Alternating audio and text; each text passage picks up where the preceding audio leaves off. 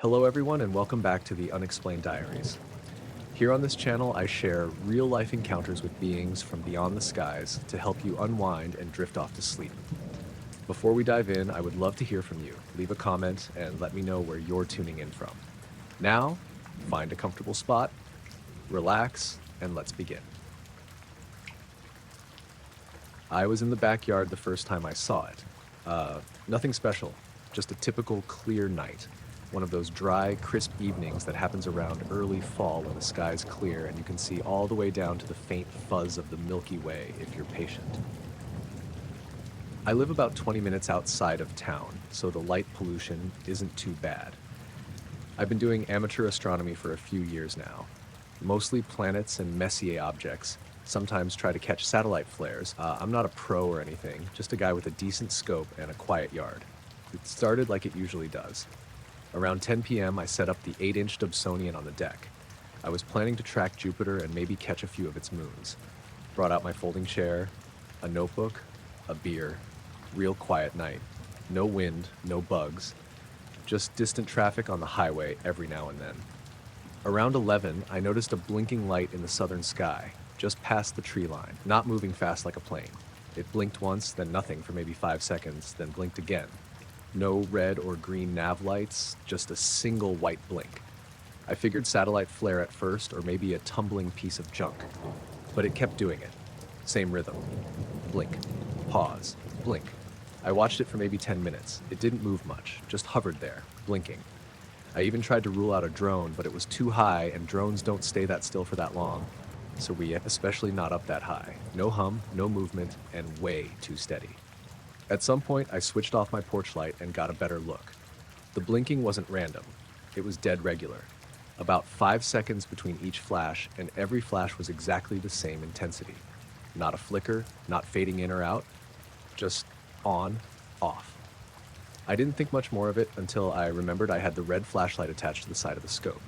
Just a small LED I used to check star maps without ruining my night vision. I don't know why I did it. Maybe out of boredom, but I flicked it on and off 3 times, kind of fast. Just a dumb little hey there signal.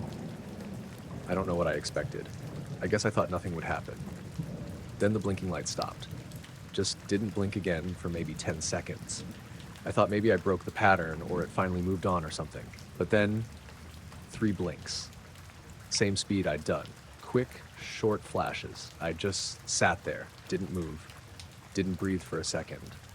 I tried again, 3 blinks, this time slower. It waited, then responded. 3 blinks, same slower rhythm. I know what it sounds like, I don't know how else to describe it. It was like it copied me, not just the number of flashes, but the timing, the spacing, like it was watching. I kept going with it. I tried 5 fast flashes. It waited a bit longer this time, maybe 15 seconds, then did 5 flashes back, also fast. I just kept sitting there, feeling cold all of a sudden, even though the air was still. I don't remember how long I did that, probably a half hour, just sending different patterns and getting the same ones back. Around midnight, it blinked 3 times again, unprompted. Then nothing, just vanished. I waited another hour, scanning the sky with the scope, but it was gone. Next morning, I checked flight trackers. Nothing in that section of sky that night, not even commercial aircraft. I even checked with a local drone hobby group I lurk in. Nobody was flying out that far. Especially not something that high up. I didn't say anything to anyone, just wrote it in my logbook and forgot about it for a while. 3 nights later, I tried again. Same time, same spot, hoping maybe I'd see it again. Sky was cloudier this time, but around 11:20 it came back. Same blinking pattern, same part of the sky. Lower this time, maybe 30 degrees above the horizon. I didn't mess around. I turned on the red light and blinked once. It blinked once. I tried 2 short, 1 long, like Morse or something. It paused longer this time, maybe 20 seconds, then did 2 short, 1 long. That's when it started moving. Slowly, almost like it was drifting sideways. Not fast, but steady. I checked my watch. Every minute it moved about a thumb's width to the left if I held my hand out, still blinking. Still copying, then it stopped again. I tried another sequence, 1 long, 1 short, 2 long. It waited, then repeated it.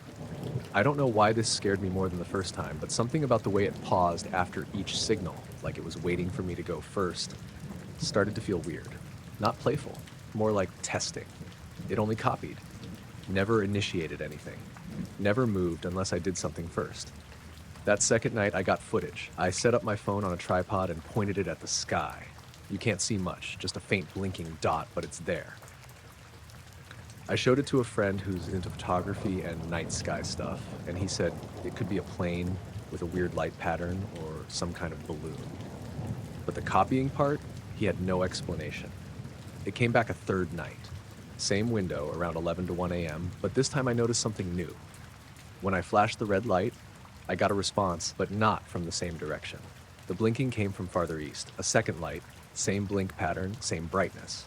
Then the first one blinked again, farther west now, like it had moved. I don't know if they were two separate objects or one that had shifted, but both responded. First me, then east, then west. It was like playing Simon Says with something I couldn't see. I turned off the red light and just sat there. They kept blinking. Same rhythm.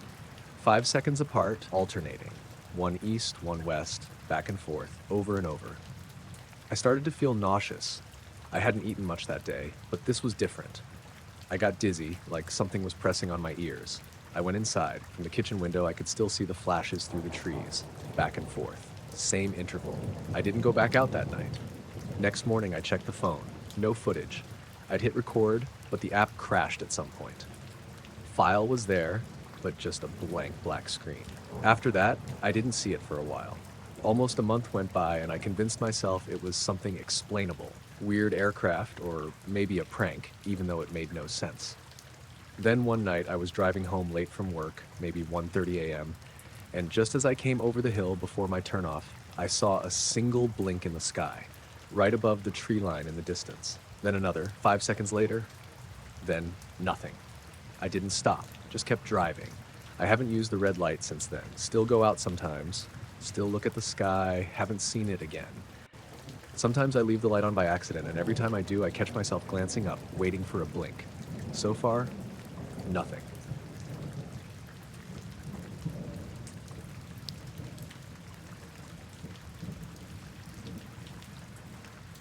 I was out on the West Ridge Trail near Mount Willard, solo hike, late September. I'd done that loop a few times before, nothing too crazy, just under 6 miles, mostly forest. I started later than I should have, around 3:45, thinking I'd beat sunset by a good margin, but the clouds rolled in quick. It got dim fast. About 2 miles in, I took a wrong turn. I was following a side trail I thought looped back toward the main path, but it didn't. It narrowed down into something barely there, like maybe an old fire break, or maybe just game trail. I had signal the whole time, strangely. That's what kept me from worrying. The terrain wasn't steep, and I could still track my location on my phone's map. The GPS dot was a little jumpy, but it wasn't showing me way off course or anything. I figured I'd just keep going and reconnect to the main loop. The path dipped downhill into a hollow, then curved through a thick patch of pine. That's when things started feeling different. First thing I noticed was how quiet it got. Not just less birdsong, no sound at all. I don't mean that in a dramatic way. It was just flat. My boots still crunched over sticks, but it sounded duller, like the air was thicker. Even the wind, which had been pushing the trees around all afternoon, just kind of stopped. I kept going, slower now. I remember thinking maybe I was just feeling anxious because of the light or being off trail. But I've been out in the woods alone dozens of times. I don't spook easy. This felt like something else. The trees opened up maybe 20 yards ahead into a clearing I'd never seen before. Not a big one, maybe the size of a tennis court, maybe a little wider. The ground was flat, covered in dead pine needles, and there were no stumps or rocks, just a smooth, bare patch of earth in the center. Not like a campsite or old cabin foundation, just clean. I stopped right at the edge and stared at it for a long time. I couldn't explain why I didn't want to step into it. Nothing about it looked dangerous. No drop-offs, no animal signs, no movement, but something about it felt wrong. I held my phone up. Still had signal, 3 bars. The GPS map showed me in the middle of nowhere, but that was normal for that area. I opened the compass app just to check direction. The needle was slow, not spinning or acting broken, just lagging. I turned in a circle and watched the compass stutter to catch up. I stepped 1 foot into the clearing. Nothing happened at first, but then I noticed it felt harder to breathe. Not like I couldn't get air, just like every breath took like more effort, like the air itself was heavier. I could hear my own breathing louder than usual, and that's when I realized the ambient sound had dropped out completely. No birds, no wind. Even the trees behind me looked still, like someone hit pause on everything. I stood there for maybe a minute, not moving. I checked my watch, 4:52. The second hand ticked along normal. I took a photo of the clearing just to document it, then tried taking a video. The phone worked fine, but the video playback was weird. There was no sound, and the light levels looked lower than they had in real life. Almost like it had recorded in slow motion, but the settings were normal. Then I got that feeling. Like I wasn't alone, not footsteps or voices or anything concrete. Just that skin-crawling sense you get when someone's standing behind you, even if you can't hear them. I turned around. Nothing. But I didn't feel alone. I backed out of the clearing without turning away from it. The feeling didn't lessen until I was about 20 feet back into the trees. I stood there for a while, heart racing, trying to figure out if I'd just had some kind of anxiety attack or what. Everything around me looked normal, but it didn't feel normal. The forest had this wrongness to it that's hard to describe. Not threatening, just watched. I marked the location on my phone and decided to double back, even if it meant adding another mile to the hike. I didn't want to cut through that area again, but as I started walking, I noticed something was off with the light. It wasn't getting darker, exactly. It just wasn't changing, like time wasn't moving forward. I checked my watch again, 4:52. I thought maybe it had stopped, but the second hand was still ticking. I watched it for a full minute, then checked my phone. It said 4:52 too. That's when I started walking faster. About 10 minutes later, the trail started looking more familiar. The wind picked up a little, and I heard leaves rustling again.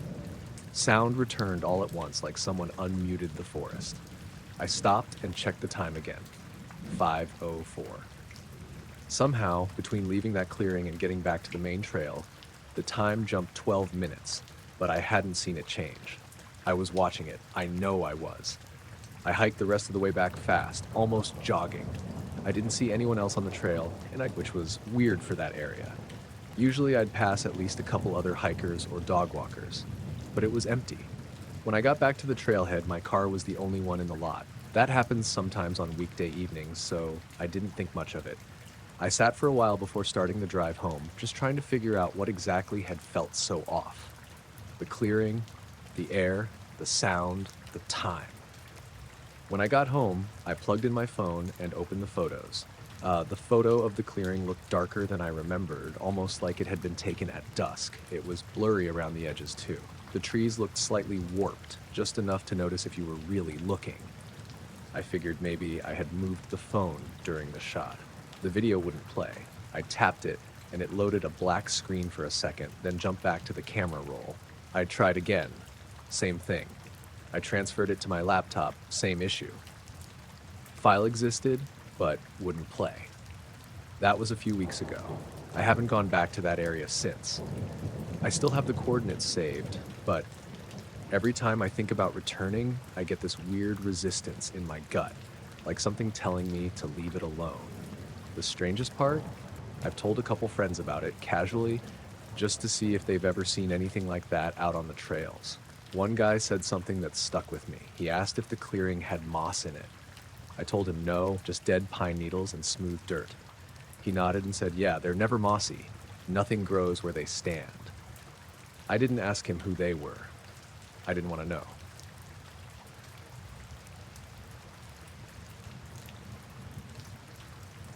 The power went out around 6:30 that evening. Not all at once either. First the lights flickered a few times, then dimmed, then everything just kind of shut off. No click, no surge, just gone. My wife figured it was the wind. It had been picking up all afternoon, and we were used to occasional outages up at the cabin. It's not far from Ashland, but far enough into the woods that the grid can get spotty, especially when the weather gets weird. We weren't that concerned at first. We had flashlights, a battery lantern, and one of those little hand crank radios that also charges phones. The kids thought it was kind of fun. Camping mode, basically. I lit the wood stove, made sure we had enough water set aside just in case, and settled in to wait it out. Around 7:15, my phone lost signal. Not just data, but the bars dropped to zero. That was a little unusual, since we normally got at least 1 or 2 bars even when the weather sucked. I stepped outside to check, holding the phone up like an idiot. Nothing. Just no service. My wife's phone was the same. The kids were watching me through the window, thinking I was being dramatic. I went back in, grabbed the handheld GPS from the gear cabinet. It's one of those basic Garmin models, pretty reliable. We usually used it for hiking. I figured maybe I could get a better sense of what was going on, maybe pick up some coordinates and try to gauge whether it was a local grid issue or something broader. The GPS wouldn't lock. It turned on fine, battery was full, but it just sat on the loading screen. Acquiring satellites. That part can take a minute in dense woods, but we weren't deep in the trees. The cabin sits in a clearing about half an acre wide. I gave it 5 minutes. Still nothing. No satellites found. I brought it inside, set it on the table, and noticed the compass needle spinning. We keep a few old-school magnetic compasses in the cabinet too, just as backup. I'd pulled one out alongside the GPS. The needle was slowly turning clockwise, not snapping to north like it should have. I figured maybe the GPS was interfering, so I set them apart. No change. I pulled out a second compass, different model, different brand, same thing. The needle pointed southeast for a second, then twitched and drifted to the east, then wobbled again. I checked both against the big map we keep mounted on the wall, just to see if maybe the storm had thrown off something magnetic. But even the big orienteering compass in the emergency kit was acting weird. All of them were slowly drifting, and I noticed something else. They were all settling in the same direction, not north. Not even consistent with each other at first. But after a few minutes, every needle had drifted to point, roughly, toward the woods behind the cabin. Not the trailhead either, the deep part. The thick trees we never let the kids play near because it gets marshy and dense and just sort of strange after a certain point. I didn't say anything right away. My wife was trying to get the lantern to stop flickering and the kids were getting antsy. I put the compasses down and double-checked the windows and doors, mostly just out of habit. It wasn't late yet, but the sky had gone that cloudy gray where you couldn't tell what time it really was. By 8, it was dark. No moon, no stars. We should have at least seen the town lights over the ridge, or a plane or something. It was just black outside. Dead quiet, too. No frogs, no wind. Even the trees had gone still. I went out onto the porch with the flashlight, trying not to look like I was checking for anything. I scanned the tree line, then looked back at the house and froze. All 3 compasses were on the table inside, right where I left them, but they weren't pointing in the same direction anymore. They had shifted. Not wildly, just maybe 10 or 15 degrees to the left. Still pointing toward the woods, but not the same spot as before. I went back in and turned off the lantern for a second, just to look. Out the back windows, there was nothing. No lights, no movement. Just the silhouette of the trees. I stared at the edge of the forest for a while, thinking maybe I'd see headlights or a flashlight, something to explain why everything felt so weirdly heavy. But there was nothing. That's when I heard the knock. It wasn't at the front door. It was on the back wall. Not the door, just the wall. One knock. Not loud. Not even really forceful. Just a dull tap, like someone knocked with their knuckles once and then waited. I stood there, staring at the wall. My wife looked up from the couch, confused. She heard it too. I didn't move. Neither did she. A few seconds later, another knock. This one closer to the window. I grabbed the flashlight again, ran to the back door, yanked it open, and shined the light across the porch and into the yard. Nothing. No footprints in the snow, no shapes in the trees, just stillness. I stepped out and turned in a slow circle, watching for any movement. I didn't see anything, but I felt it. That pressure, like something was just outside the range of the flashlight, like it should have been visible, but wasn't. I backed inside, locked the door, and this time I told my wife. I told her about the compasses, the GPS, the knock. We kept our voices low, mostly because the kids were starting to notice that something was off. I tried calling 911, but the phone still had no signal. Even the emergency feature wouldn't connect. Just a dead screen. At 9:12, all the compasses shifted again. I wrote it down on a notepad because it felt important. They all turned maybe 20 degrees, still pointing into the woods, but now toward the left of the clearing. My wife watched them with me. She didn't say anything, just kept glancing at the windows. At 9:38, the GPS pinged once. Just for a second. A single green bar lit up, then vanished. The screen said position locked, then blinked back to acquiring satellites. I checked the coordinates it had briefly displayed. Something about them didn't make sense. I looked them up later. They weren't where we were, not even close. The GPS had for about 3 seconds thought we were about 6 miles southeast, near a stretch of woods with no roads, no trails, and no structures. After that, the batteries in both the GPS and the lantern started draining fast. The lantern dimmed, the GPS shut off. I checked the kids' walkie-talkies. Dead too, not low. Just dead. Like the batteries had been yanked out. I opened the backs. The batteries were still there, snug in their slots, brand new ones. I tested them later. They were fine. At 10, the lights came back on. No warning. Just everything humming to life like nothing had happened. The phones got signal again.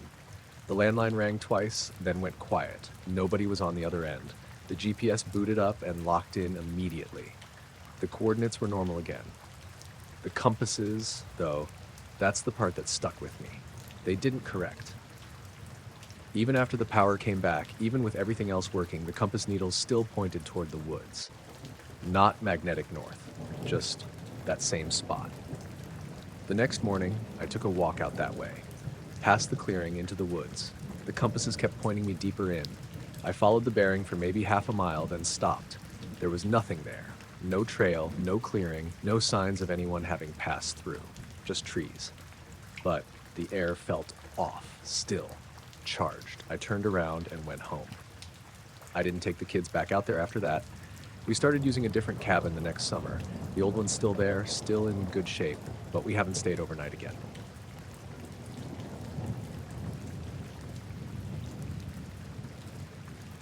It started on a quiet Tuesday evening.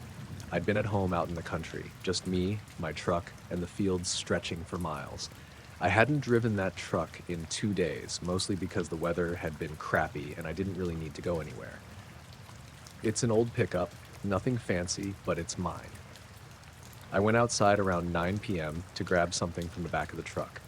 When I got there, I noticed right away that the engine was running. The truck was just idling in the driveway. I froze for a second because I knew I hadn't touched it in days. The keys were definitely inside the house and nobody else had them. The radio was on too, not tuned to any station, just that constant white noise crackling through the speakers, the kind of static that comes when there's no signal but the radio is on full blast. It was weird because I always turn the radio off when I park. Hell, I barely listened to it at all. The doors were unlocked, which also didn't make sense. I'm the kind of guy who locks up every time I walk away, even for a minute. And with no one else around to mess with it, I couldn't figure out how this had happened. I was standing there trying to process it when a cold breeze hit me. The night was otherwise still. No wind, no animals making noise, just this sudden chill out of nowhere. I stepped back and looked inside the cab. The seats were empty, but the heater was on, blowing warm air. The dashboard lights were dim, but definitely lit. I'm telling you, everything was running like someone had just been sitting there, except no one was. I locked the doors, got inside, and turned off the engine. The radio stopped buzzing, and the heater shut off. But the whole time I kept looking out the windows. Nothing was moving outside, no cars, no people. Just the usual darkness of my driveway and the faint outline of the trees around the property.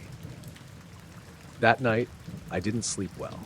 Every time I closed my eyes, I could hear the white noise from the radio, that crackling hum. When I finally drifted off, I dreamt about lights. Small, dim things flickering in the distance like fireflies, but too high up and too steady. Nothing I could make sense of. The next day, I told a few people about the truck, mostly joking about how maybe some ghost had taken it for a joyride. But the more I thought about it, the less funny it seemed. That afternoon, I checked the truck again. This time it was completely off, locked up tight. No strange noises, no lights. I figured maybe it was just some weird electrical glitch, a fuse sticking or something. Then came Wednesday night. I went to bed early, but around 2 a.m. I woke up to a faint humming noise. It was almost imperceptible, like a low drone coming from outside. I tried to ignore it, but it grew louder, steady, and pulsing. I got up, grabbed my phone, and peeked out the window. The yard was bathed in this pale, bluish light. It wasn't like anything from a street lamp or a car. The light was soft but unnatural, washing over the grass and the sides of the house.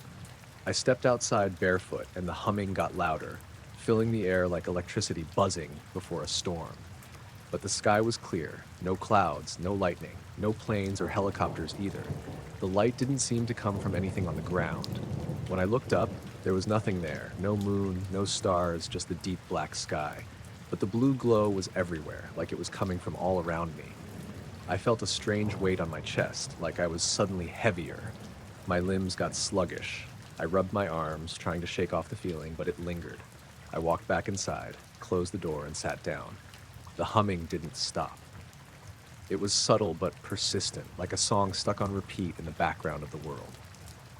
I checked the truck again in the morning. It was fine. Engine off, doors locked. But when I started it up, the radio crackled a bit, as if trying to catch a signal but failing. I switched it off. Thursday evening, I left the house to grab some groceries. I locked the truck, took the keys, and went inside the store. When I came back about an hour later, the truck was still where I'd parked it, but something felt off. The doors were unlocked. Not just unlocked, one door was slightly ajar, like someone had leaned on it but never shut it properly. I swear to you, I had locked it when I left. I checked the keys in my hand. They were there. I went around the truck slowly, heart starting to beat faster. Nothing was stolen. Nothing was moved inside. No footprints in the dirt. The only weird thing was the door. I closed it firmly and locked the truck again. That night, the humming came back, softer this time, mixed with the occasional crackle of static. I kept the windows closed and the lights on. I stayed inside, watching the house from the window. Around midnight, I saw something. Down near the tree line behind the house, there was a flicker. A small pale light that didn't look like a flashlight or a phone. It stayed low to the ground, moving slowly, almost gliding. I grabbed my binoculars and tried to focus, but it was hazy, like the light was surrounded by a faint mist. I thought maybe it was an animal with some kind of reflective eyes, but the movement wasn't right. No creature I've ever seen moves that way. It disappeared after a minute, but the humming stayed. Over the next few days, things got stranger. The truck would be on sometimes when I wasn't home, but no one had the keys except me. The radio would catch static, sometimes snippets of words I couldn't make out, but no stations. Sometimes the door would be unlocked or slightly open, but nothing ever seemed stolen or disturbed. And that light, the blue glow, would show up now and then, mostly at night, low on the horizon or drifting just past the trees. One morning, I found muddy footprints near the back of the truck. They weren't my boots. They were smaller, narrower, like someone wearing sneakers. But nobody lives nearby, and no one ever told me they were around my place. I cleaned them off and kept an eye out, but I never saw anyone. I didn't tell the sheriff or neighbors. They'd probably think I was losing it. I kept a journal of what happened, trying to make sense of it all, but the more I wrote, the less it added up. I started to feel watched, like there was something just beyond my sight. Not threatening, but there, like a shadow always lurking just out of focus. I tried to ignore it. I kept living my life, going to work, fixing fences, doing the usual. But the truck? It's still unpredictable. Sometimes it's locked tight and cold to the touch. Other times the engine's running, the radio's on that same static buzz, and the doors are open like someone left in a hurry. I don't know how or why. I just know that every time I step outside and see that blue light creeping across the yard or hear the humming beneath the usual quiet, I get that same feeling, like I'm not alone, and maybe never really was.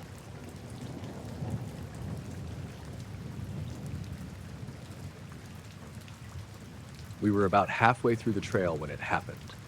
My friends and I were hiking out at this state park near our town. Nothing fancy, just some woods and a few dirt paths that wind through a few hills. We'd gone out early that morning, just looking to get away from screens and noise, the kind of thing we'd done plenty of times before. The weather was good, a bit cloudy, but not enough to ruin the day. Birds were chirping, the usual sounds of the forest. We were joking around, catching up on stuff from school and plans for the summer, nothing serious. I was lagging behind a bit, just taking pictures on my phone, trying to catch some shots of the trees and whatever I could find. My friend Matt was up ahead, always the fastest walker. Then Sarah and Josh were somewhere in the middle. We hit this little clearing maybe 2 miles in. It wasn't big, maybe the size of a small backyard, surrounded by thick trees that blocked most of the light. The ground was softer there, covered in pine needles and a few scattered leaves. The air felt a little heavier than usual, but I didn't think much of it. Maybe the weather was shifting. Suddenly, Matt stopped. We'd all been moving pretty steadily, but he just froze, mid-step, like someone hit pause on him. I noticed because his shadow stopped moving, and I turned to look. He wasn't looking at anything on the ground or around him. He was staring straight up at the sky. His mouth was slightly open, but no sound came out at first. Then, he started murmuring, but it didn't make any sense. Not words or sentences, just a low, constant muttering that sounded like gibberish. It was kind of like he was whispering to himself, but in a way that didn't seem human. The kind of murmuring that puts you on edge because it's so wrong. We all stopped and looked at him. Sarah called his name a couple times, but he didn't blink or move. Josh stepped closer, trying to get his attention, but Matt just kept staring upward, mumbling the same nonsense over and over. The weirdest part was the way his eyes looked. They were wide open, but vacant, like he was seeing something none of us could. I tried to see what he was looking at, but the sky was just the usual patchy gray clouds. Nothing strange that I could tell. Minutes passed. I didn't time it exactly, but I swear it was at least 3. The murmuring never stopped, and he didn't shift or respond. It was unsettling in a way that made my skin crawl. After what felt like forever, Matt suddenly blinked, like he was waking up. His mouth snapped shut, and he looked around like he'd just realized where he was. His face changed from blank to confused. "Did I just... what?" he said, voice shaky. We asked him what was wrong, but he said he didn't know. He had no memory of freezing or staring at the sky or mumbling. He just remembered walking and then suddenly feeling foggy, like his head was underwater. We tried to brush it off at first, thinking maybe he just spaced out or had a moment of dizziness, but something about it didn't sit right. Matt's never been one to zone out like that, not for more than a few seconds. And the way he was muttering nonsense, eyes wide open like that wasn't normal. We kept going after a few minutes, but the mood changed. No one really talked much. We all kept glancing at Matt, who was looking pretty shaken. His hands were shaking a little when he reached for his water bottle. About 20 minutes later, as we walked through another stretch of trees, I noticed my phone acting weird.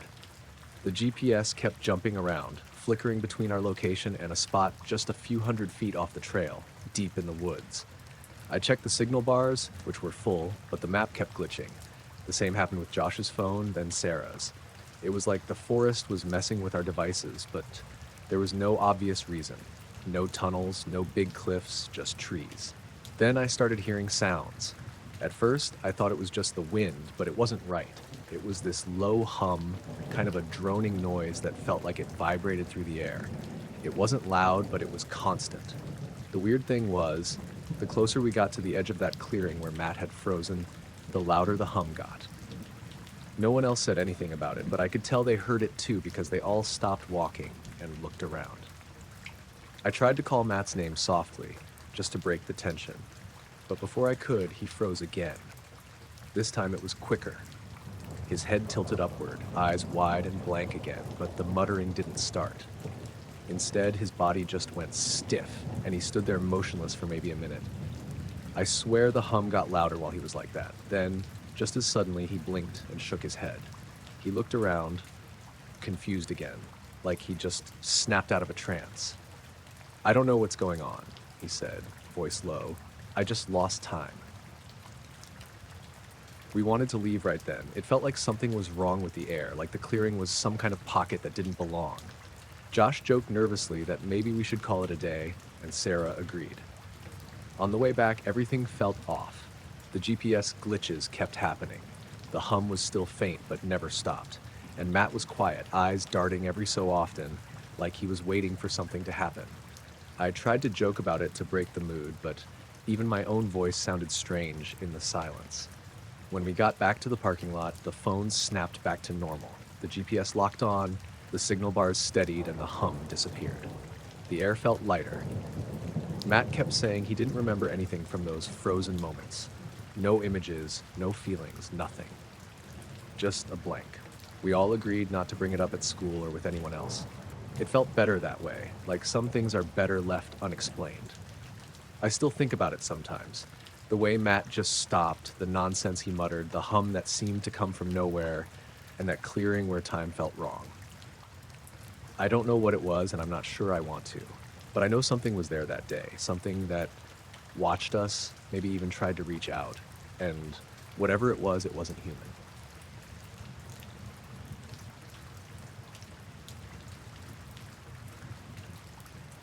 I had been camping alone for a couple of nights in this state park a few hours outside the city.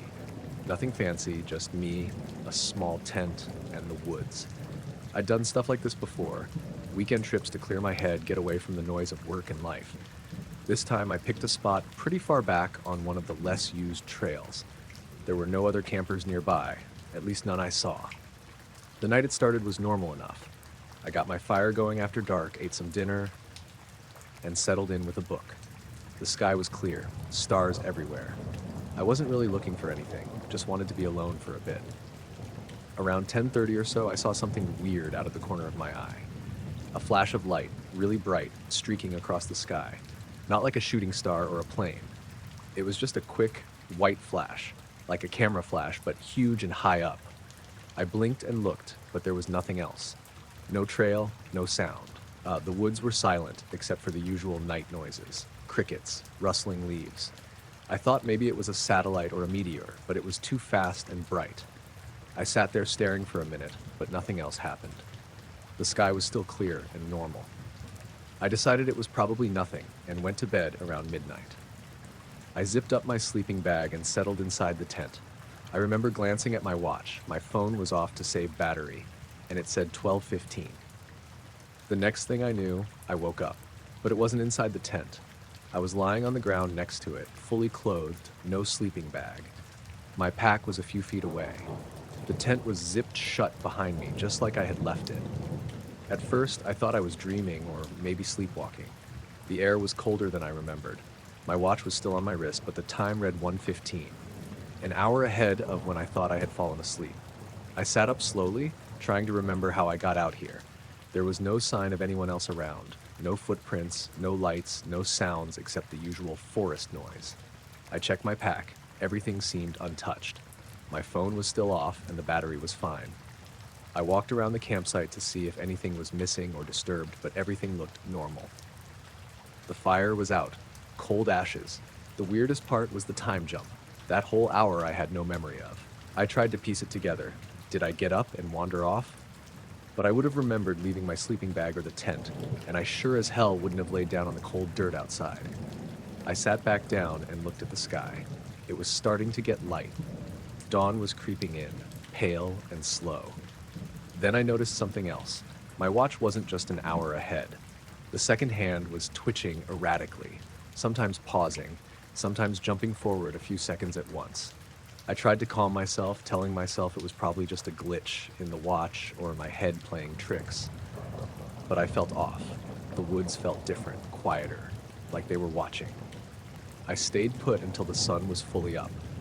When I packed up and headed back to my car, I kept glancing behind me, expecting to see something or someone, but there was nothing. I told a friend about it later, but they just said maybe I dozed off outside or had a weird dream. I wasn't so sure. That flash in the sky and the missing hour, the watch acting strange, it didn't make sense. I don't know what happened that night. I just know it wasn't normal, and I'm still trying to figure out why I woke up outside the tent with time shifted like that.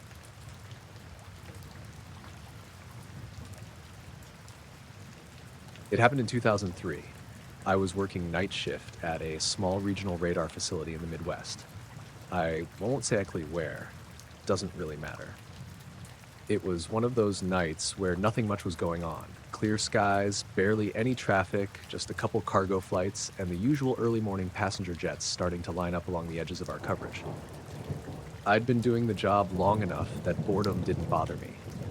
Nights like that, you mostly just sit, scan, sip coffee, and wait for something to keep your brain from dozing off.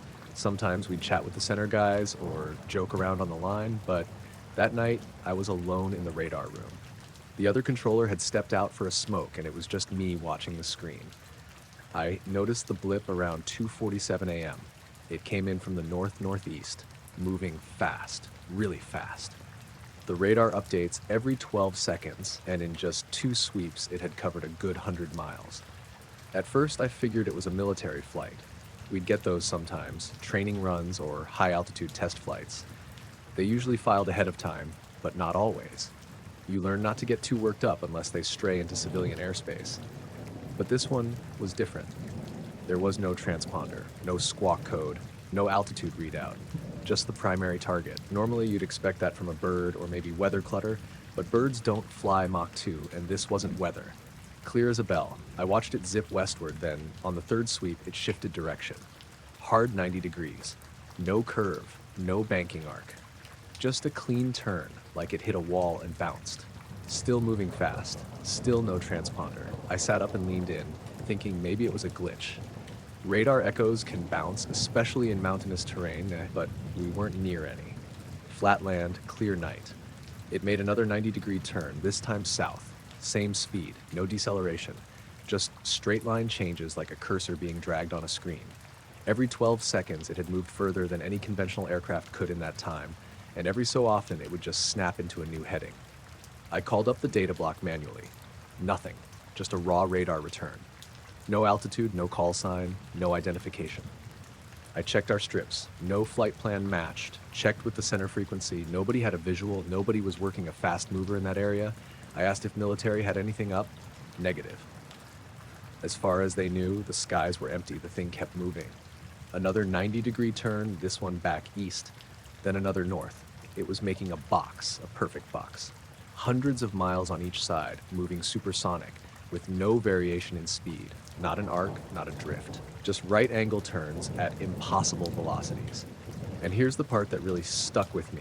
It didn't look like it was flying.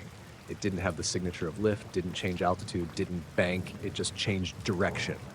Like gravity wasn't part of the equation. I took a screen capture. We had a snapshot function on our terminals, not for public use, but for internal anomalies, weather formations, equipment glitches, etc. I hit the key and saved the screen. The object kept going for about 7 minutes, looping through this rectangular path. Then, on the next sweep, it was just gone. No fade, no slowing down, no loss of signal. Just gone. Like it had blinked out. I stared at the screen for a while, then printed the snapshot and stuck it with the nightly logs. Standard procedure. I didn't write anything weird in the log, just noted an unidentified primary return with non-standard movement, which was the blandest way I could phrase it. 10 minutes later, the snapshot vanished. Not the paper one. That was still in the stack. The digital one. I went back into the snapshot archive to copy the file to my own USB, and it wasn't there. Just gone. I thought maybe I'd saved it under the wrong timestamp or the system had hiccuped, but I checked every folder. It wasn't a huge system, we didn't store much locally, and that file just didn't exist anymore. Then I noticed the event wasn't on the playback either. Our radar recorded rolling data for about 24 hours. I went into the playback mode, set the time range to 2:30 to 3, and hit play. Nothing. The airspace was empty. No primary returns, no strange object, just routine aircraft on routine paths. I reset it, played it again, nothing. Even the routine aircraft were gone. That entire half hour had been wiped, like it never happened. I called tech, told them the radar playback was glitching. They ran a check and said everything looked normal. Nothing was wrong with the hardware. The data had simply not been recorded. I didn't say anything else, just hung up and sat there with the printed snapshot in my lap. It showed the object mid-turn, one of those impossible right angles, with the previous track behind it. Perfect straight lines with hard corners, like someone had drawn them with a ruler. No aircraft I've ever worked with moved like that, not even remotely. I put the paper in my locker and didn't bring it up again. A couple nights later, I checked the log folder. The snapshot printout was gone. Not just mine, others too. We usually kept a backlog of logs for a week before archiving, but that section was empty. I asked around, casually, and the other guys said maybe they got filed early. Nobody seemed to care. I didn't push it. Over the next few weeks, I kept waiting for someone to say something, a debrief, a memo, anything, but it never came up. I even checked with a guy I knew from a different facility, asked if their playback system ever dropped chunks of radar data. He said no, not unless there was a full outage or a system reboot, and even then, it got logged. Ours hadn't logged anything. After that, I started paying closer attention. Not obsessively, just sharper. Watching the radar a little longer at shift start, scanning more manually than usual. Nothing like that showed up again. I retired a few years later. Never saw anything like it before or after. I still think about it sometimes. Not because I want an answer, just because of how quiet it all was. No follow-up, no questions. Something moved through our airspace, did things that break every rule of flight I know, and left no trace, except that one screen grab, which I couldn't explain and couldn't keep.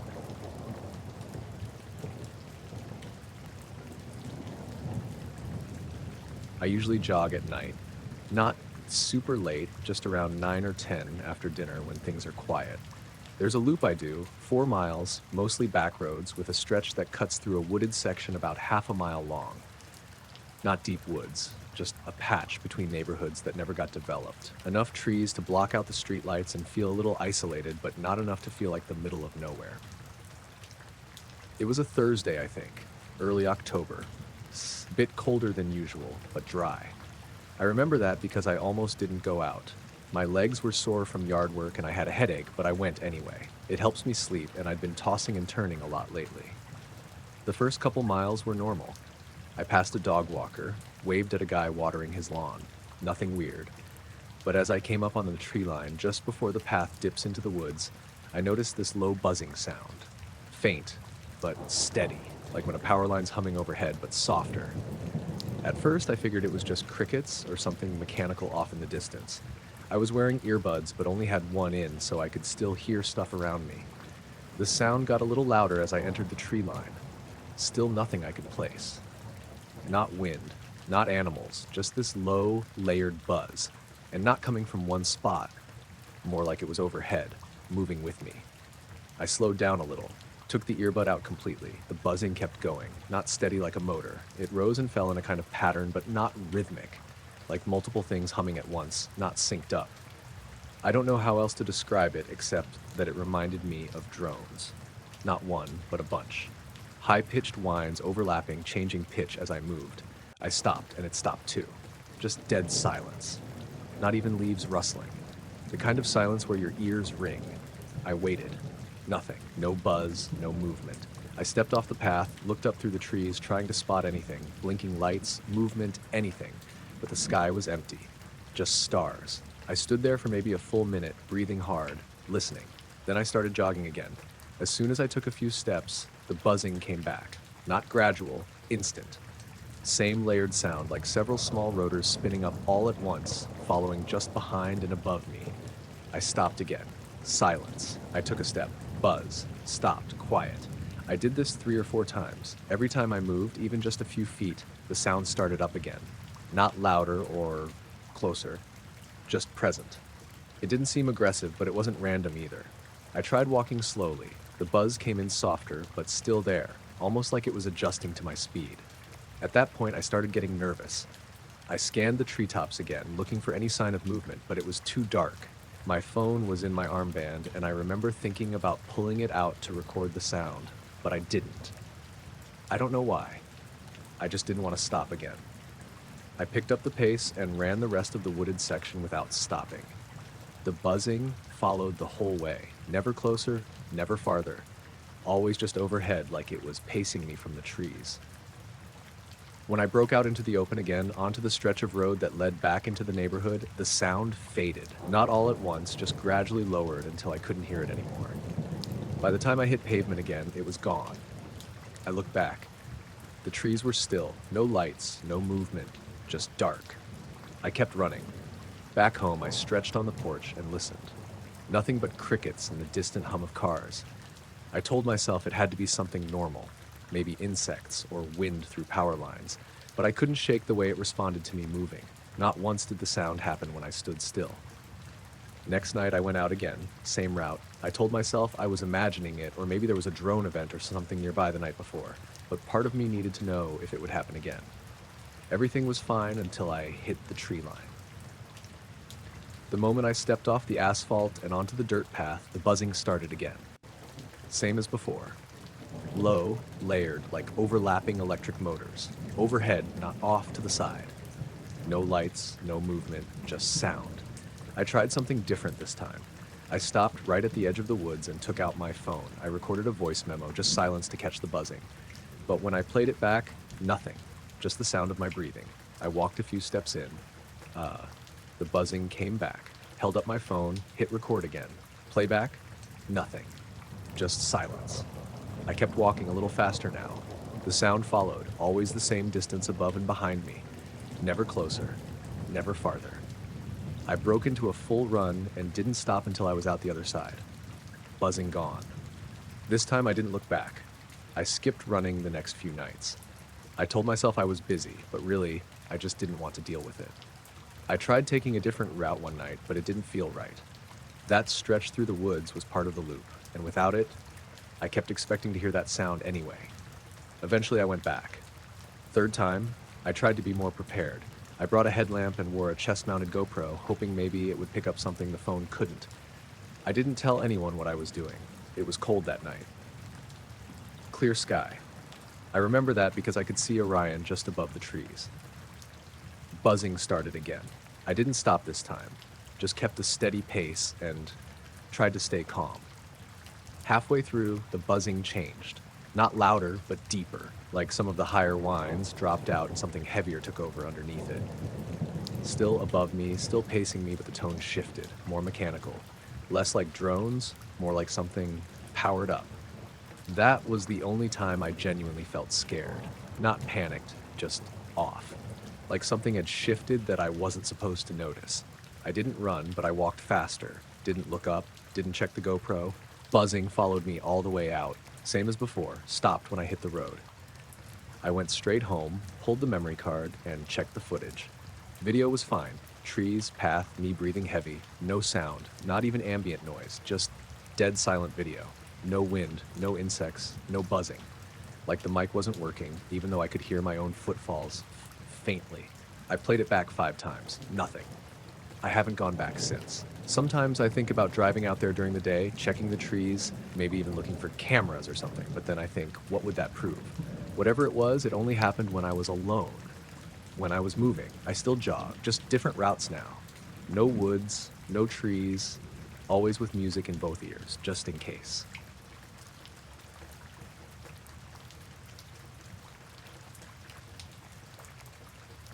I didn't think much about the voicemail at first. It was late on a Thursday night, maybe around 11:30, and I was just winding down after work, sitting on my couch with a beer. My phone buzzed on the coffee table, and I saw I had a missed call from, unknown. I almost didn't pick it up, but curiosity got the better of me, so I checked the voicemail. The message was just static at first. I could hear crackling and this low, weird noise that sounded like it was underwater or something. Then there was a voice, but it was all garbled, like someone talking through a broken radio or underwater. I couldn't make out any words, just random syllables mixed with bursts of static. It was kind of hard to listen to without feeling a little unsettled. After the voice, there were these 3 loud, high-pitched tones, one after another. They weren't musical or anything, more like emergency alert beeps or alarms. They were piercing, even through the phone speaker. Then the voicemail ended. I played it again, just to be sure I hadn't imagined parts of it. Same thing. Nothing that sounded like an actual message. No number, no name, nothing but that messed up voice and the 3 tones. Here's the thing. I never gave my phone number out to anyone recently. I'm pretty private about that. No new friends, no work contacts, no orders online or anything. It's not like I have some secret number, but I was positive no one knew had it. And the call came from unknown, which means no caller ID, no traceable number on my end. I thought maybe it was some kind of prank or spam call, but the way the voicemail sounded was different. Not like the usual robot voices or recorded ads. This felt like someone was trying to send a message and either didn't want me to understand it or couldn't make it clear. That was Thursday. The next day, I went through my usual routine, but I kept thinking about that message. I even showed it to a friend of mine who's good with audio stuff, asking if they could clean it up or make sense of it. They ran it through some filters and noise reduction, but all they got was more static and some faint digital tones underneath. No words, no code, nothing. They said it was probably just corrupted audio. But I didn't buy that. Something about it felt intentional, like a warning, maybe. Friday night, I started to notice little things around my apartment that felt off. At first, it was small stuff. The lights flickering in the kitchen for a second, even though I checked the bulbs and wiring the next day and everything was fine.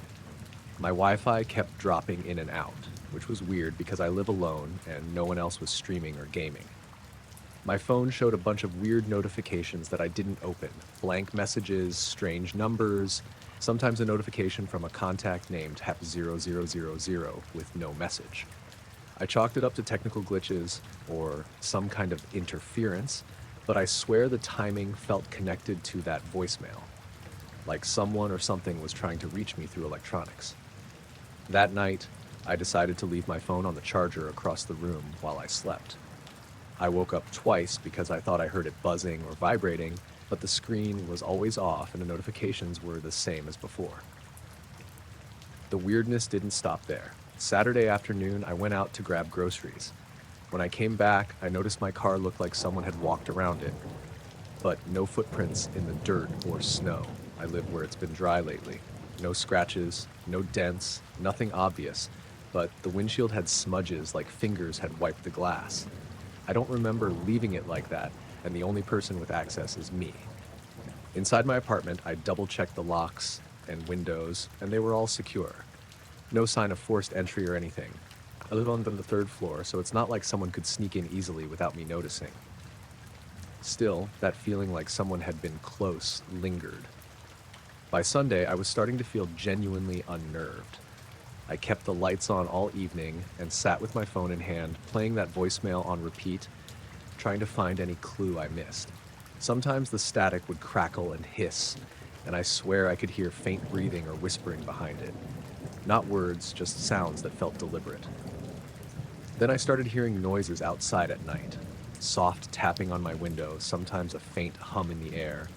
I checked every time, but no one was there. My neighbor's apartment was empty that weekend, so it couldn't be them. I didn't want to call the cops or anyone. It wasn't like a break-in or a direct threat. Just strange things piling up. Things that didn't add up and made me feel watched, like I was under a microscope, but couldn't see the observer. Monday morning, I checked my phone first thing and saw a new voicemail. Same unknown caller ID.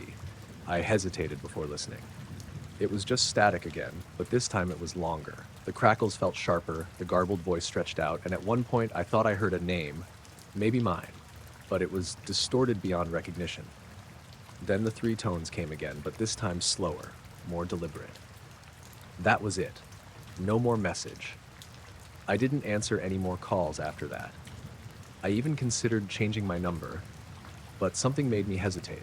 Like whoever was calling wanted me to hear those messages, wanted me to know they were there.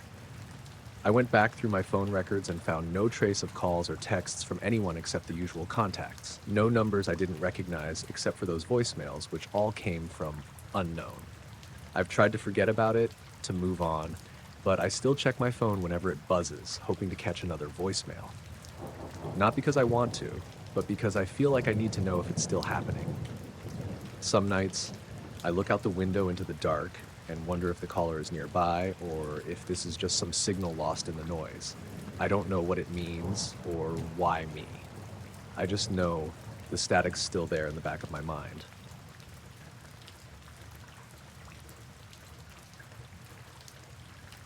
I was working the night shift at a small office building on the edge of town. Security guard. Nothing fancy, just me, the monitors, and a lot of quiet. The building's surrounded by a parking lot that's usually empty overnight except for a couple of maintenance trucks now and then. I was on duty from 10 p.m. to 6 a.m., mostly just watching cameras and making sure nobody wandered in when they weren't supposed to. That night started out normal. I was sitting at the desk in the security room, eating a sandwich, flipping through the camera feeds. Most of the lot was dark, just the faint glow of streetlights casting long shadows across empty asphalt. The usual hum of the building's AC and the faint sound of a train in the distance. Around midnight, I noticed the cameras started acting weird. The first one to go dark was the southwest corner of the lot. The feed just cut out, static on the screen. I switched it off and on again, thinking it was a glitch. But when it came back, the image was black. No signal. I shrugged it off and moved on, but then another camera went dark. The northwest corner, same deal. No signal. No static, just black. I checked the connections in the security room, nothing loose. The system showed the cameras were still online, but the feeds were dead. Then, one by one, more cameras went dark. The east side, the main entrance camera, the back lot, the only camera that didn't cut out was the one on the side of the building facing the parking lot where the front door was. That feed switched to infrared automatically once the other feeds dropped. That's when I noticed something. On the infrared screen just outside the building near the edge of the parking lot, there was a shape standing still. It looked like a person, but there was no movement at all. No shifting weight, no breathing, nothing. I stared at it for a while, light, trying to convince myself it was just a shadow or maybe a reflection of something, but the shape stayed perfectly still. The infrared showed a faint heat signature, but it was different. Not like a person's usual warmth, more like a dull glow. I tried calling the local security team on the radio to ask if anyone was supposed to be there. No answer. I kept watching the shape for almost an hour. It didn't move or disappear. The building's outside lights were still on, and the streetlights in the lot glowed faintly, but all the regular cameras stayed dead. The radio on my desk started crackling with static, low and uneven, like it was struggling to get a clear signal. I tried adjusting the frequency, but nothing cleared up. I felt a weird tension building. It wasn't fear exactly, more like being on edge without knowing why. At one point, the shape shifted slightly, just the slightest tilt, almost like it was turning its head. That's when I realized there wasn't any obvious human shape. No legs, no arms, just a vague outline. The infrared signature was fuzzy, not solid. I thought maybe someone was messing with me, playing a prank. But the cameras weren't showing anything else. The building was silent except for the AC hum. I grabbed my flashlight and went outside to check, figuring I'd find someone lurking or maybe a raccoon causing trouble. When I stepped into the parking lot, the air was still and cold. No sign of anyone or anything near where the shape had been on the camera. I walked the perimeter slowly, shining my flashlight into every shadow. Nothing. No footprints, no tire tracks, no disturbance in the gravel. I called dispatch again. Still no answer. I went back inside and the cameras started coming back online, one by one. The normal video feeds flickered back to life like nothing had happened. The shape was gone. I finished my shift in a fog of confusion. When morning came, I told my supervisor about it. He said maybe a power surge or some kind of equipment failure. No reports of trespassers or anything unusual on the lot.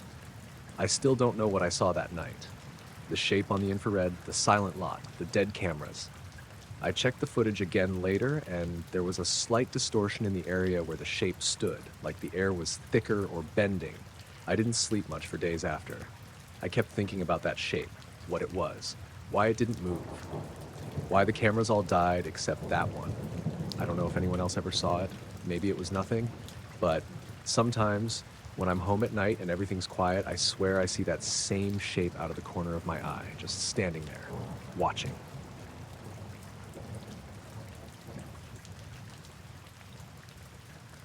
I was walking home late one night, the kind of night where everything feels quieter than usual.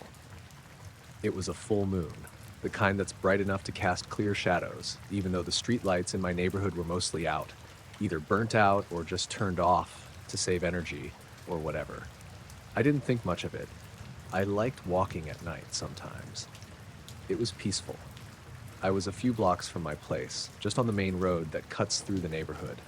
I was walking slow, hands in my pockets, head down. The moon was high and bright, casting this sharp light that stretched my shadow long across the cracked pavement. Then, almost without me really noticing at first, my shadow split. I mean, literally, my shadow divided into two.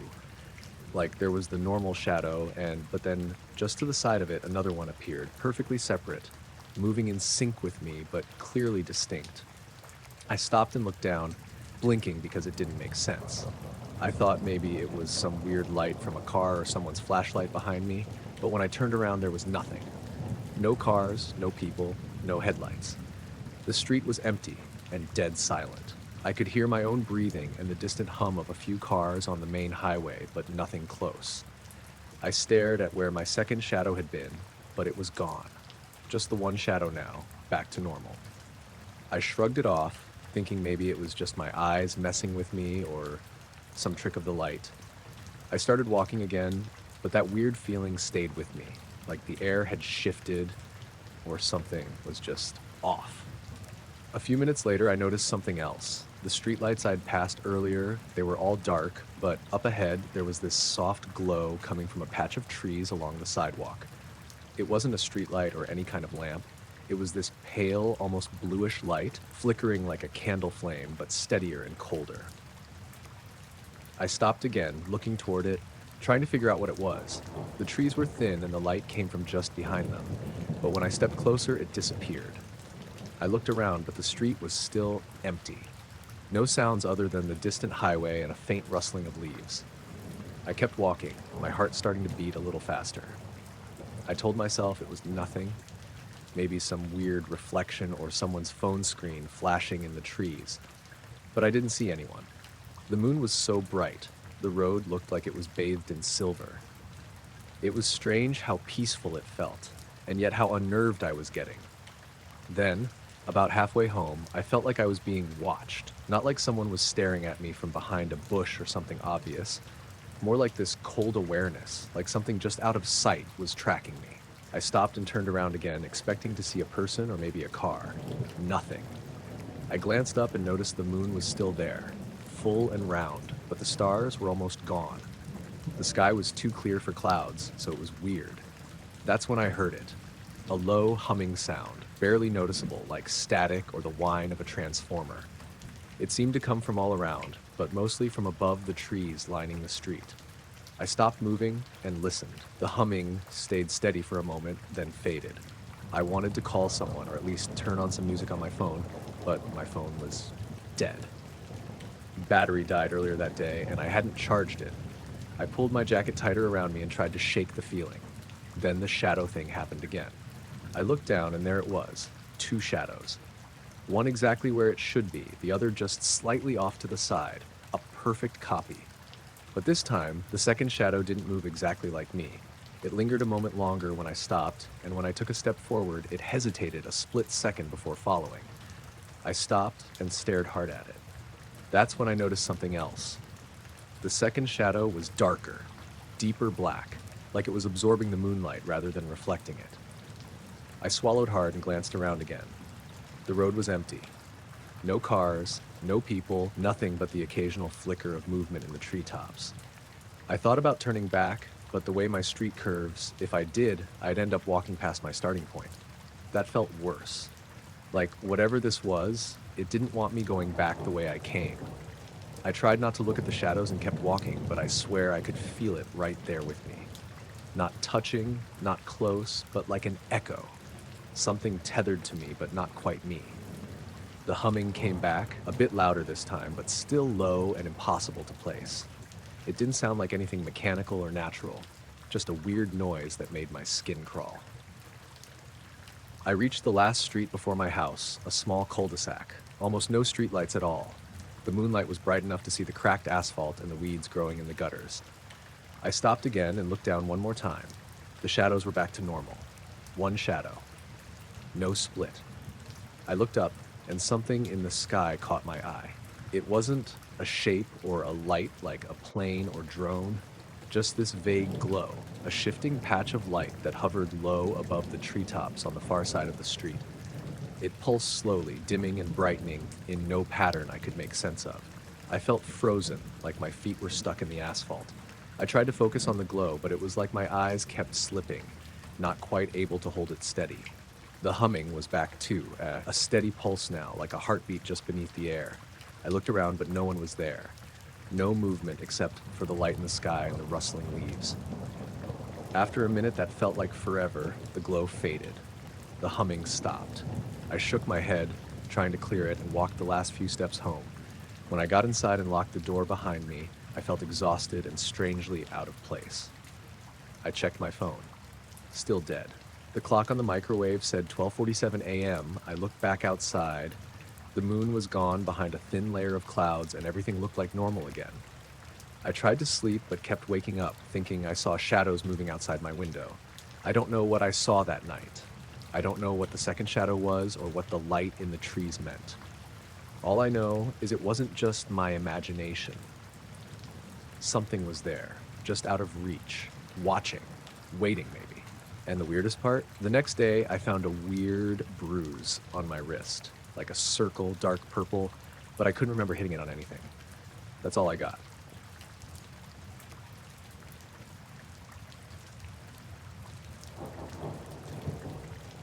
I was driving back from a weekend trip in the mountains, just a solo thing to clear my head. The road was the usual winding two-lane that snakes along the ridges and valleys, nothing unusual. It was late afternoon, and the sun was starting to dip behind the peaks. The air was crisp, quiet, except for the tires on the pavement and the occasional call of a bird or rustle of the wind through the trees. I had my dash cam running the whole time, mostly out of habit. I like having it for insurance or just to catch something unexpected. Usually it's just boring footage of empty roads and scenery, but sometimes there's a deer crossing or another car driving weirdly. I was back at my place the next day, watching the footage. I didn't plan to watch the whole thing, just a quick skim to see if there was anything interesting. That's when I caught it. Just a single frame, like a freeze frame, showing something that didn't make sense. There was this figure standing right next to the guardrail on a stretch of the road I had driven through. Tall, way taller than any person I'd expect to see standing there, and perfectly symmetrical, almost unnervingly so. The shape was, I don't know, rigid? Like it wasn't a person, but some kind of solid geometrical shape that just looked vaguely humanoid. What freaked me out was that when I was driving, I never saw anything there. The road was clear, no other cars, no pedestrians, nothing. I replayed that part over and over, even slowed it down, and the figure only appears in that one frame. Before and after, the space beside the guardrail is empty. I tried to convince myself it was a trick of light or a reflection, but the shape was too defined for that. It wasn't blurry or distorted like something in motion. It looked like it was standing completely still, almost like a statue, but it didn't match any natural shape you'd find out there. I got out and drove that exact stretch a few times the next day, walking around the area where the figure was seen on the footage. There was nothing unusual on the road or guardrail. No footprints or marks on the ground, just trees and the usual mountain scenery. I asked some locals if anyone ever mentioned seeing weird things around there, but no one had. Nothing reported. I even tried to replicate the lighting conditions going back at the same time of day. The sun was lower, shadows longer, but still nothing that would explain the figure on the footage. And the fact that it was perfectly symmetrical just kept nagging at me. Nature doesn't do perfect symmetry like that, not this rigid and exact. Over the next few days, I kept thinking about that one frame. It wasn't like any shadow or tree branch pattern I've ever seen. It didn't look like a person or an animal, just that shape, standing there, silent and still. I started noticing other small things too, like on my evening walks, sometimes I'd catch movement just at the edge of my vision. But when I turned, nothing was there, and the feeling that someone or something was watching me didn't go away. It wasn't fear exactly, more like being unsettled by a presence I couldn't explain. The weird thing is, I never saw the figure in real life, only on that footage. Like, it only existed in that one moment, captured by the camera. And it wasn't some glitch either. The rest of the video was normal, no digital artifacts or distortion. I thought about deleting the footage, but I haven't. I watch that frame every now and then, trying to make sense of it, but it just raises more questions. What was that thing?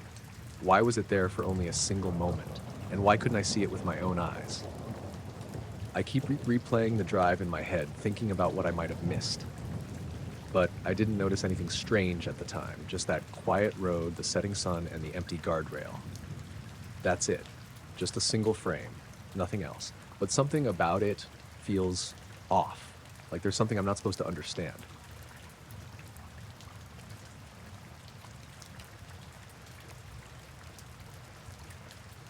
I was finishing my shift as the conductor on a late-night freight train heading out from a small town in the Midwest.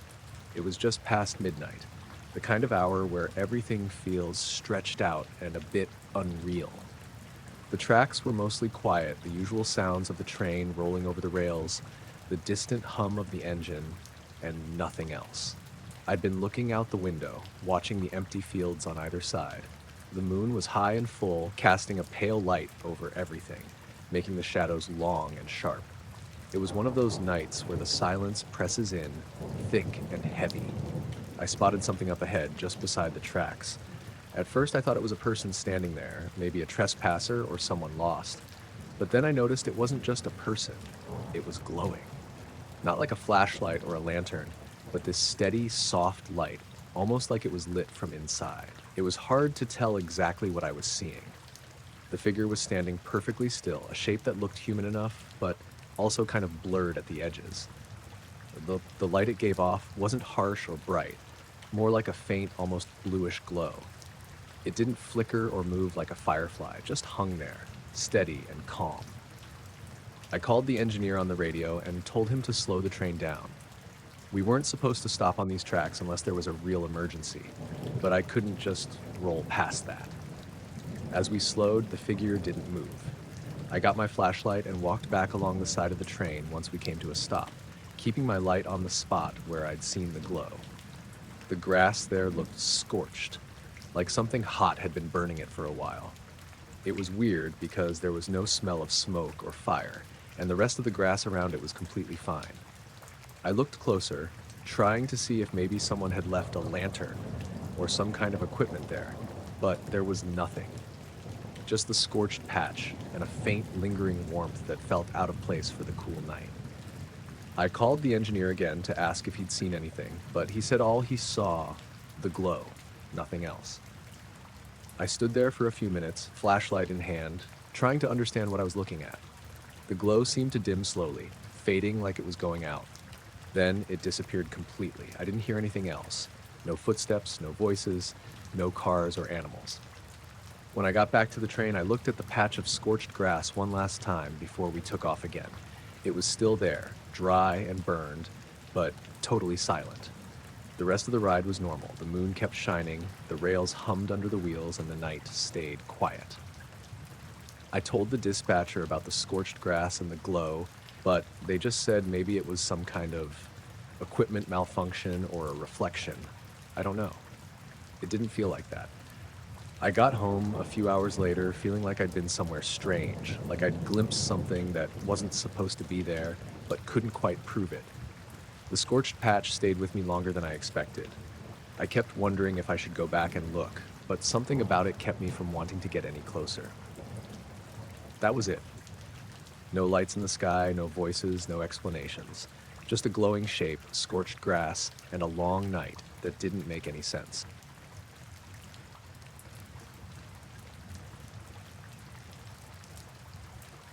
I was out on the water about 10 miles off the coast, working my usual overnight shift on the boat.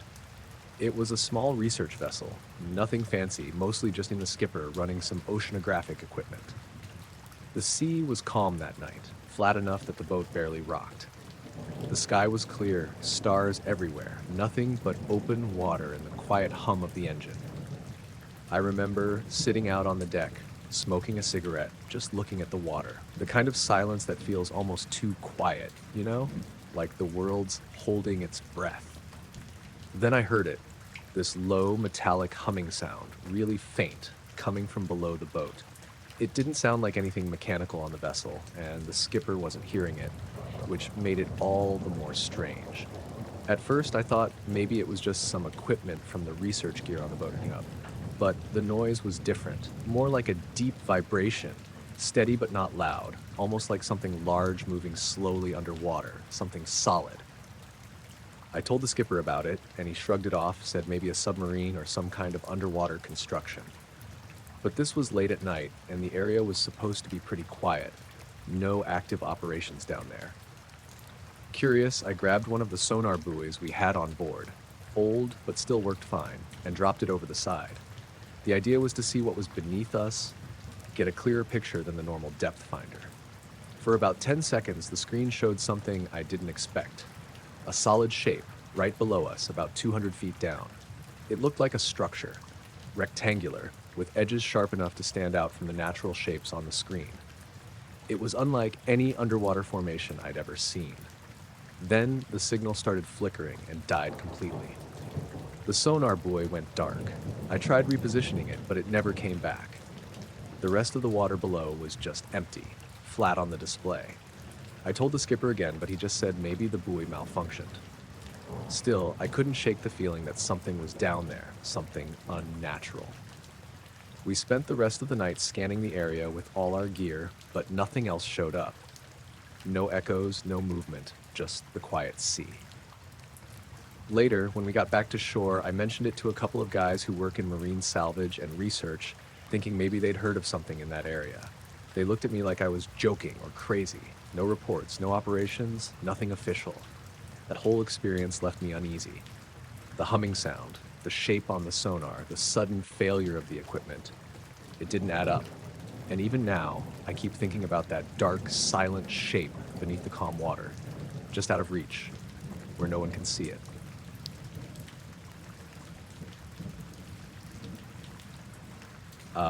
I was heading home from my sister's place.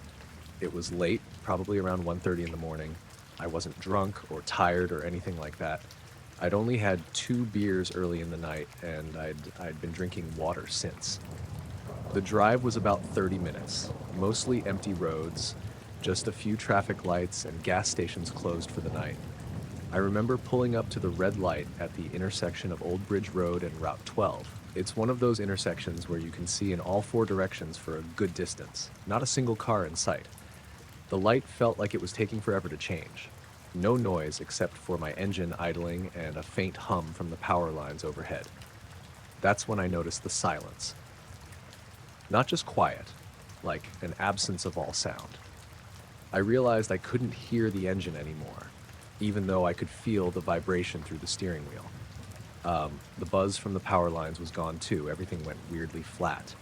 I turned the radio down, thinking maybe it was interference or something, but it was already low. I leaned forward, just sort of looking around. That's when I noticed the lights.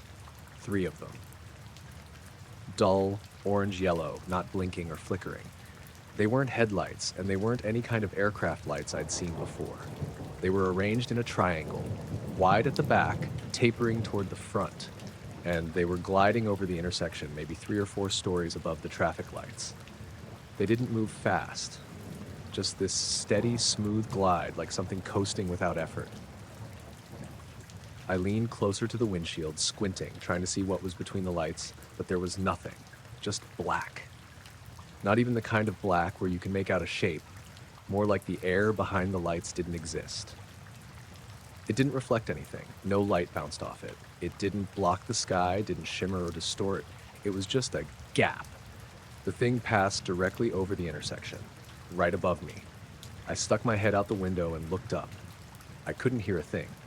Not a hum, not a rush of air, just silence, like it was gliding through a vacuum. What got me was that it didn't cast a shadow. Not on the road, not on my car, nowhere.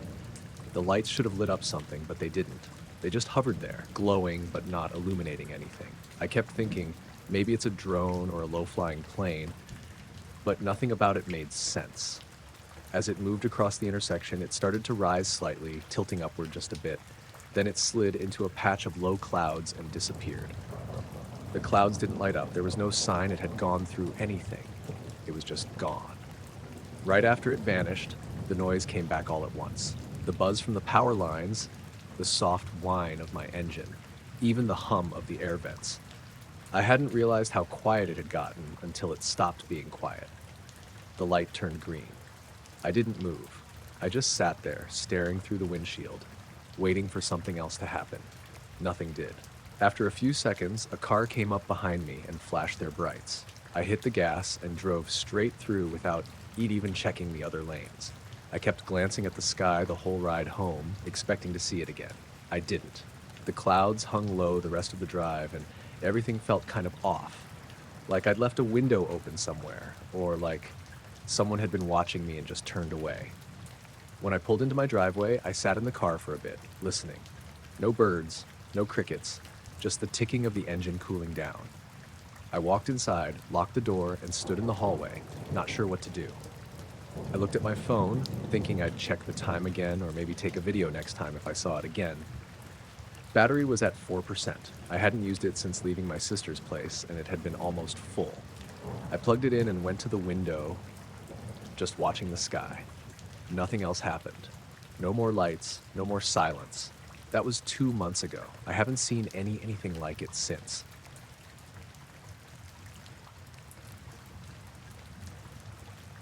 It was a 2-lane road through the middle of nowhere, the kind of route you only take when you're avoiding the interstate or trying to shave 10 minutes off a trip you've done too many times. I was heading back from a weekend at my cousin's place in southern Missouri. It was around midnight, maybe a little after.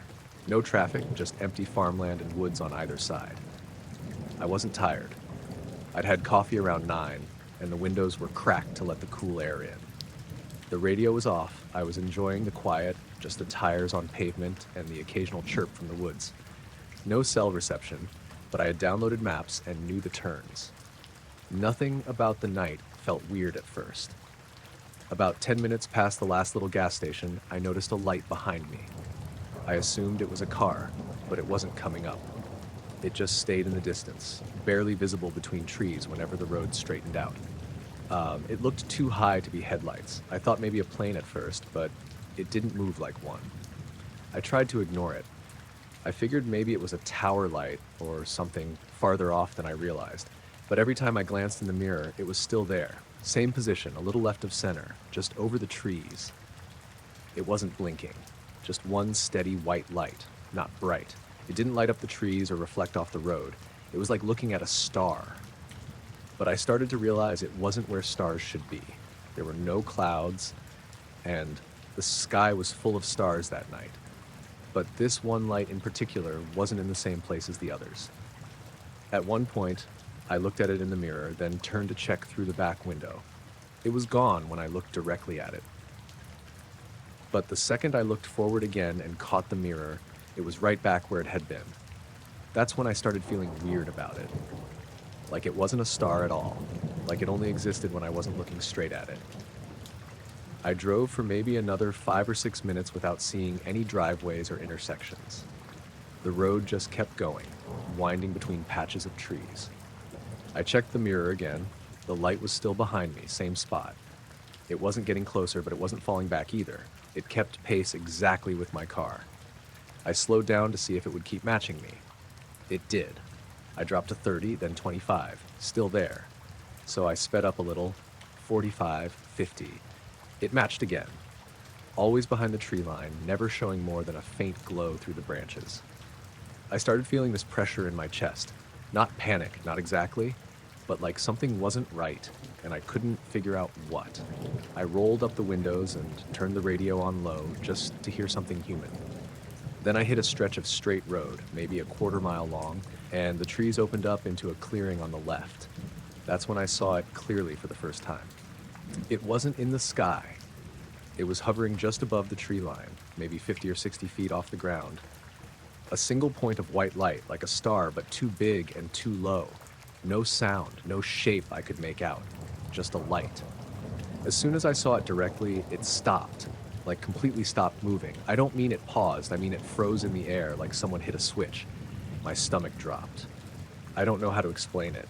It didn't feel like something that should stop like that. It felt deliberate. I kept driving. I didn't look in the mirror. I didn't want to see if it started following again. I passed through the clearing and into another wooded section. A minute later, I couldn't help myself. I glanced at the mirror. It was back. Same position, still behind the trees. I started talking out loud at that point. Just little things like, "You're fine, and it's probably nothing." Stuff to break the silence. I don't know why, but it helped a little. Made it feel less like I was the only person left in the world. There was a turnout ahead, one of those gravel patches on the side of the road big enough for a pickup to park. I had this thought. If I pulled over suddenly, maybe I'd catch it doing something it wasn't supposed to. I didn't even think it all the way through. I just braked and pulled into the turnout, killed the lights, and waited. My hands were shaking, and I felt kind of stupid sitting there in the dark. But I didn't move. At first, nothing happened. No sound, no lights, just darkness and trees. Then I heard something behind me, not footsteps, more like leaves shifting, but there were no leaves on the pavement and no wind. It wasn't an animal, or at least it didn't move like one. It was slow, measured. I didn't turn around. I didn't want to see anything. After maybe 30 seconds, I turned the engine back on and pulled out fast. I didn't check the mirror again for a long time. Not until I saw the glow of a gas station up ahead, one of those 24-hour places with two bright lights and nobody inside. I pulled in, parked right under the lights, and just sat there with the car running.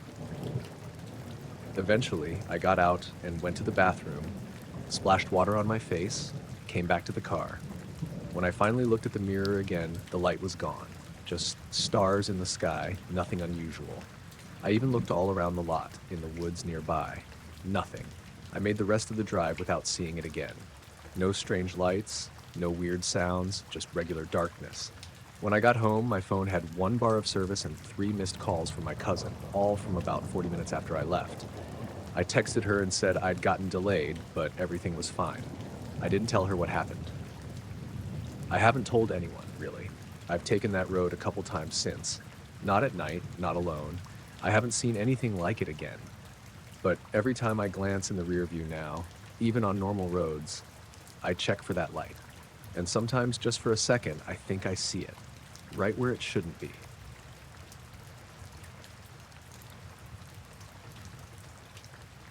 I was up in the mountains for the start of deer season, camping solo about 4 miles off the nearest service road. Closest town was probably a 30-minute drive, even from the trailhead. So once I was out there, I was really out there. No cell reception, no traffic, no lights, just trees and wind and the occasional distant coyote. I'd picked that spot before, small clearing near a ridge, good view to the east, a natural slope that let me keep the tent dry if it rained. I brought enough food for 5 days and had planned to hike out Sunday night. It was Thursday when I noticed the first light. I'd gone to bed early that night, maybe around 10, after a long day hiking and sitting in the cold. I'd woken up sometime after 3, not from a sound or anything, just that weird, sudden alertness where you go from dead asleep to fully awake for no reason. My watch said 3:09 a.m. The inside of the tent was totally dark. No moon that night. I lay there a few minutes, listening. Then, at exactly 3:12, the tent lit up for about a second, just a soft, bluish-white light that seemed to come from above, but it didn't cast shadows. It was like the whole clearing lit up evenly, all at once. No sound, no wind, then gone. I unzipped the tent, thinking maybe lightning, but the sky was clear. No clouds, no stars directly overhead either, which struck me as odd because I'd seen plenty earlier that night. It was like one part of the sky had gone blank. I stayed awake, maybe another half hour, didn't see or hear anything else. Eventually went back to sleep and didn't think much more about it in the morning. I chalked it up to being half asleep or maybe moonlight through thin clouds I hadn't noticed. But the next night, same thing. Woke up just after 3 a.m., no noise, just that sudden alert feeling. I didn't check the time this time, but I knew it was close. I sat up in my sleeping bag and waited. Around 3 minutes passed, then the light came again. Same exact feeling. One soft pulse of light, maybe a second long. Not bright enough to hurt, not sharp, just even and silent. The weirdest part was still the lack of shadows. My pack, my boots, everything in the tent, none of it cast any kind of shadow during the light. It was like the air itself glowed. I stayed up after that. I made coffee and sat outside for a bit with Hess just watching the tree line. Nothing moved, no wind, no rustling, the kind of quiet that makes you feel like you're not supposed to be there. The next day, I didn't go far. I stayed within a mile of camp. My gut wasn't sitting right. The whole place felt, I don't know, different. Like the trees were listening. I've hunted that area for years, and I've had nights where I got spooked by a bear or couldn't sleep because of wind or whatever, but this was different. It wasn't fear exactly, just pressure. That third night, I didn't sleep. I wanted to see it from outside the tent. I had a little camp chair set up a few feet from the fire pit, and I sat there with a thermos of coffee and my headlamp off. Stars were out again, no clouds, cold air, dry leaves. At exactly 3:12 again, I checked my watch. The light came, but this time I saw where it started. It wasn't from the sky. It came from the tree line to the west of the clearing, like a wave, a slow pulse that rolled through the forest and over the clearing heading east. It wasn't a beam or a flash. It was more like something invisible passed through the trees, and when it touched them, they lit up for that 1 second. It didn't light them like a flashlight would. It was diffuse. Everything glowed from within like bioluminescence or something. My skin even looked pale blue for that second. No shadows again. No sound. No heat. It just moved through and was gone. I stood up, didn't even remember doing it, just stood there watching the forest. Nothing moved for a long time. Then I heard a branch crack off to the left, not close, maybe 100 yards. Just one snap, like weight shifting on a limb. I didn't move. I just stared into the dark where it came from. Then another, closer. I backed up slowly and went into the tent, zipped it shut, and sat with my knife in my hand. I didn't hear anything else that night. By the fourth day, I wanted to pack up, but I told myself if it happened again, I'd try to film it. I brought my phone out with me and set it on a rock pointing west. Sat in the chair like before, phone recording, same setup. Nothing happened at 3, no light, no sound. I waited until almost 4 before checking the footage. Nothing. No light, no noise, nothing out of place. It was like it knew I was trying to record it. I ended up deleting the video without really thinking about it. I went into the tent and lay down, and that's when I heard something new. It was a high tone. Faint, like tinnitus, but not in my ears. It felt like it was outside, maybe 50 feet away, but I couldn't place a direction. It wasn't loud, it was just constant, steady. No wobble or static, just a single pitch. It lasted maybe a minute, then stopped. Total silence again. I don't remember falling asleep, but I must have, because the next thing I knew it was morning. That was my last day. I packed up fast, barely ate, didn't even make coffee. I started hiking out before 7. I didn't see any other campers on the way, which didn't surprise me. Most people don't bother going that deep during early season. But on the way down the trail, I noticed something odd. About halfway back to the service road, there was a big white scrape on the side of a tree, maybe chest height.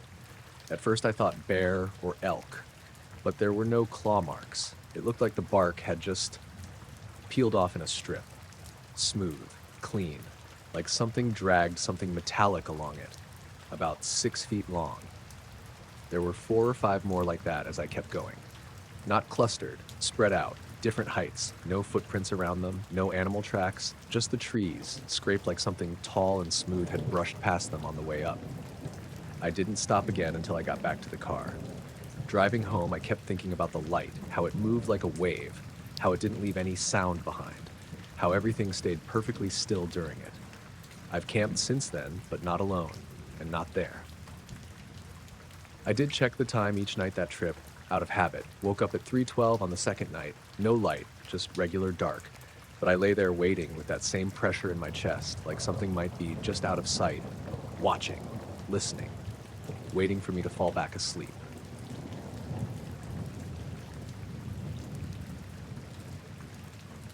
I was out on the lake later than I should have been. I'd been fishing most of the afternoon and lost track of time, and by the time I realized how dark it was getting, I was already halfway across the south stretch, too far from the dock to make it back before full dark. No cell service out there. I figured I'd take my time, head in slow. The motor was acting up anyway, sputtering a bit, so I didn't want to push it. The lake's not huge, about 2 miles long, 1 across, but it's deep in the middle, way deeper than people expect. It's shaped kind of like a spoon, wide and rounded at one end, narrow at the other, with a bunch of little inlets on the eastern side where the land dips down into rocky coves. I was maybe 100 yards off one of those when I noticed something strange with the water. It started subtle. I was facing north, with the bow pointed toward the dock, and about 50 feet ahead, The surface just flattened, like someone had thrown a sheet of glass down over the water. No ripples, no wind, just this dead smooth patch that stretched out in front of me and slowly widened. I let the motor idle and stood up, trying to see if it was oil or pollen or something slick floating on top. But it wasn't that. It wasn't something on the water. It was the water itself. Then it started to move. Not fast, just this gentle, slow shift, like something big was passing underneath, it pushing the surface aside without making a wake.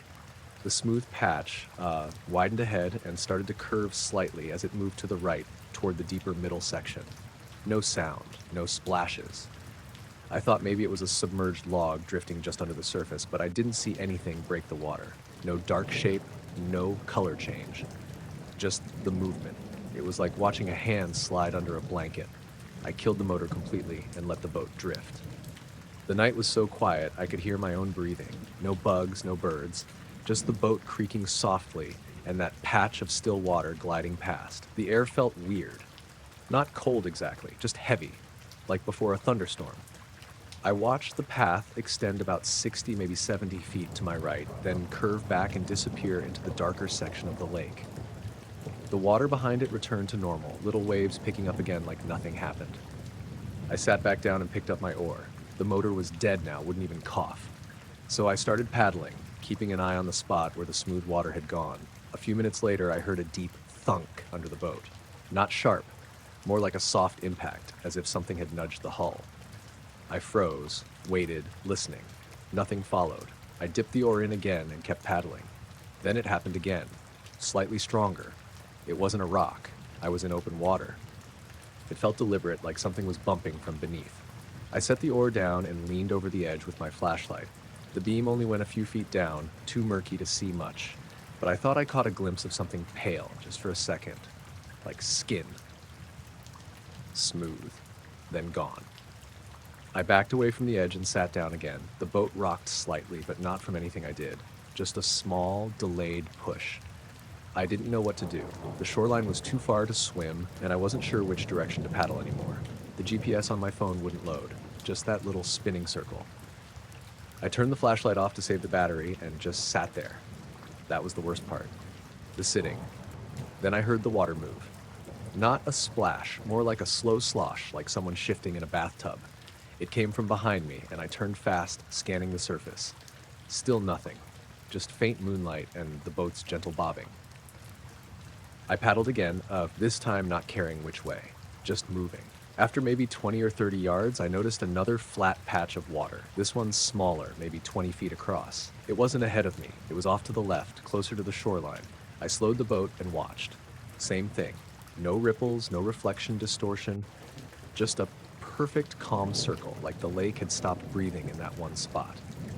I drifted past it slowly. It didn't move this time, just stayed there, unmoving. Then, in the center, a single bubble rose and popped. Just one. I paddled harder after that. Didn't stop until I reached the northern edge where the trees start getting thicker. There's a little service dock used by maintenance crews. I pulled a boat up there and tied it off. When I stepped onto the dock, I realized the whole area smelled faintly like wet stone, like an old basement.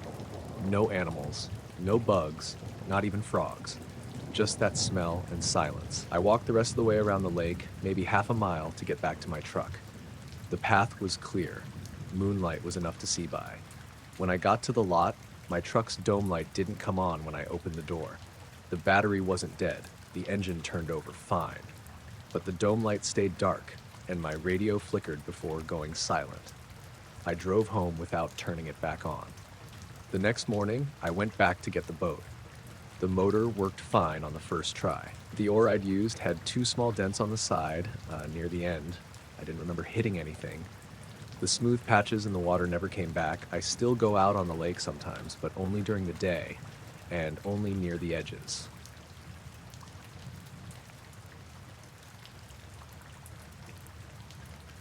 My wife was the one who saw it first.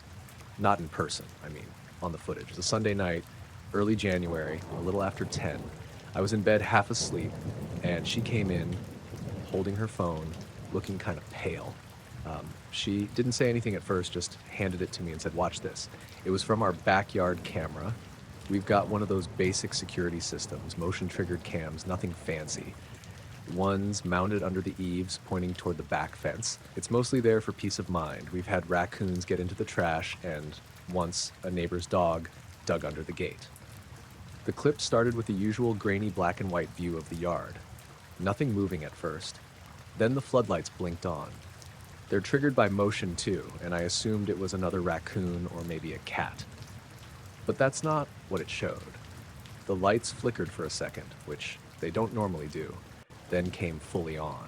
The camera picked up something standing just past the fence. Tall, thin, right at the edge of where the yard meets the woods. We live on a little half-acre lot that backs up into county forest land, just trees for miles. The thing didn't move. It didn't look like it was walking or turning or anything. It just stood there, perfectly still. I couldn't make out a face. The frame was kind of blown out from the floodlights, so it was just this pale, vertical shape, too tall to be a person, at least 7 feet. Its arms hung real low, long arms almost to the knees. Then the clip cut to the next frame, less than a second later, and it was gone. Just trees and shadows. The lights stayed on, but the thing wasn't there anymore. No movement, no fading out, just not there. I sat up and replayed it a few times. My wife stood next to me, arms crossed, not saying much. I asked if she'd checked the rest of the footage, and she nodded. That was the only trigger all night. We went downstairs and opened the sliding door to the backyard. The lights came on, normal brightness, no flicker. I stepped out in socks and stood by the fence. Nothing looked out of place, no tracks, just patchy grass and a thin layer of frost. We didn't sleep well after that. The next day, I exported the clip to my laptop and tried slowing it down, adjusting the contrast. It didn't help much. The shape didn't sharpen into anything more recognizable. It wasn't a deer, I know that. We get them sometimes, and they move quick, sniff around, twitch their ears, bolt at any noise. This thing wasn't shaped like that. It was upright, way too still. I thought maybe the footage glitched, like maybe the light hit a tree weird or the camera froze for a second. But it didn't feel like a glitch. The lights flickered in and out before and after, but the recording itself played cleanly. 2 nights later, I was up late finishing some work in the den. My wife had gone to bed. Around 1 a.m., I stepped outside to smoke. Only time I do anymore is when I'm stressed. The backyard was quiet, cold again, no wind. I stood near the door under the light, just looking out past the fence. I don't know why, but I had this weird feeling like something was out there. Not like I saw anything, but like being watched. I kept telling myself it was in my head because of the video, but I couldn't shake the thought. I stayed out maybe 5 minutes, then went back in. As soon as I locked the door, the floodlights flicked on behind me. I turned around, heart going fast, but nothing moved. I opened the door again, stepped halfway out, still nothing, just the lights buzzing quietly overhead. I turned in early the next night, didn't go out. The next weird thing happened 3 days later. My wife was getting ready in the morning and called me into the bathroom. She pointed at the mirror, at the fog on the glass. There were streaks in it, vertical lines like finger marks, starting way high up, higher than either of us could reach without standing on something. Not smudges like from our hands, but clean drag marks, almost symmetrical, 4 long ones. No thumb. She thought I was messing with her. I wasn't. I asked if she leaned something against the mirror, like a towel rack or a hanger, but she swore she didn't. I even got a step stool and tried to line up my handprints. Mine didn't match. They were too short. That same day around noon, our backyard camera triggered again. I got the alert on my phone while I was at work. When I checked the clip, all it showed was the lights flickering on, then the image jolting for a split second, like a shake or impact. Then nothing, just empty yard. When I got home that night, I walked the fence line with a flashlight. I found a single branch, one of the thinner pine ones, bent sharply down about 6 feet off the ground. Not snapped, just pulled. There weren't any footprints or broken grass, and the ground was still too hard for tracks. The next few nights were quiet. No footage, no alerts. Then Sunday came again. We had dinner with some friends, got back home around 9. The dog, she's a mutt, part shepherd, ran to the back door and just stood there whining. She's never done that before. Normally she'll bark or scratch to go out, but she just stood there, ears up, tail low. I opened the door and tried to coax her out, but she wouldn't go. just looked at the yard and backed up slowly. Not scared, exactly. More like unsure. That night, we left the back porch light on. I didn't say anything, but my wife and I both agreed to keep the curtains closed too. At 2:07 a.m., the camera triggered again. This time, the clip was strange in a different way. It started with the lights already on, but not flickering, just steady. The yard was empty, the trees weren't moving, and there wasn't any wind. Then the audio, just background hum, cut out completely for about half a second. Dead silence. The picture didn't change. Nothing entered the frame, but something about it felt off. The shadows shifted a little, like the light bent in the wrong direction for a moment, then snapped back. Like the space was warped. That sounds dumb, I know, but it didn't look right. Then, like the first time, the clip ended. I replayed it a bunch. There's no shape, no figure. Just that feeling again, the one I had outside, like being watched. We turned off the floodlight's motion setting after that. Left it on overnight just as a regular light. It stayed steady. No more flickers. No more triggers. I haven't seen the figure since. Nothing new's shown up on the camera. I still check every morning, though, just in case. Some nights, the dog still sits by the door and watches the yard without making a sound. When she does that, I don't open the door. I just wait a while and make sure the curtains are closed tight.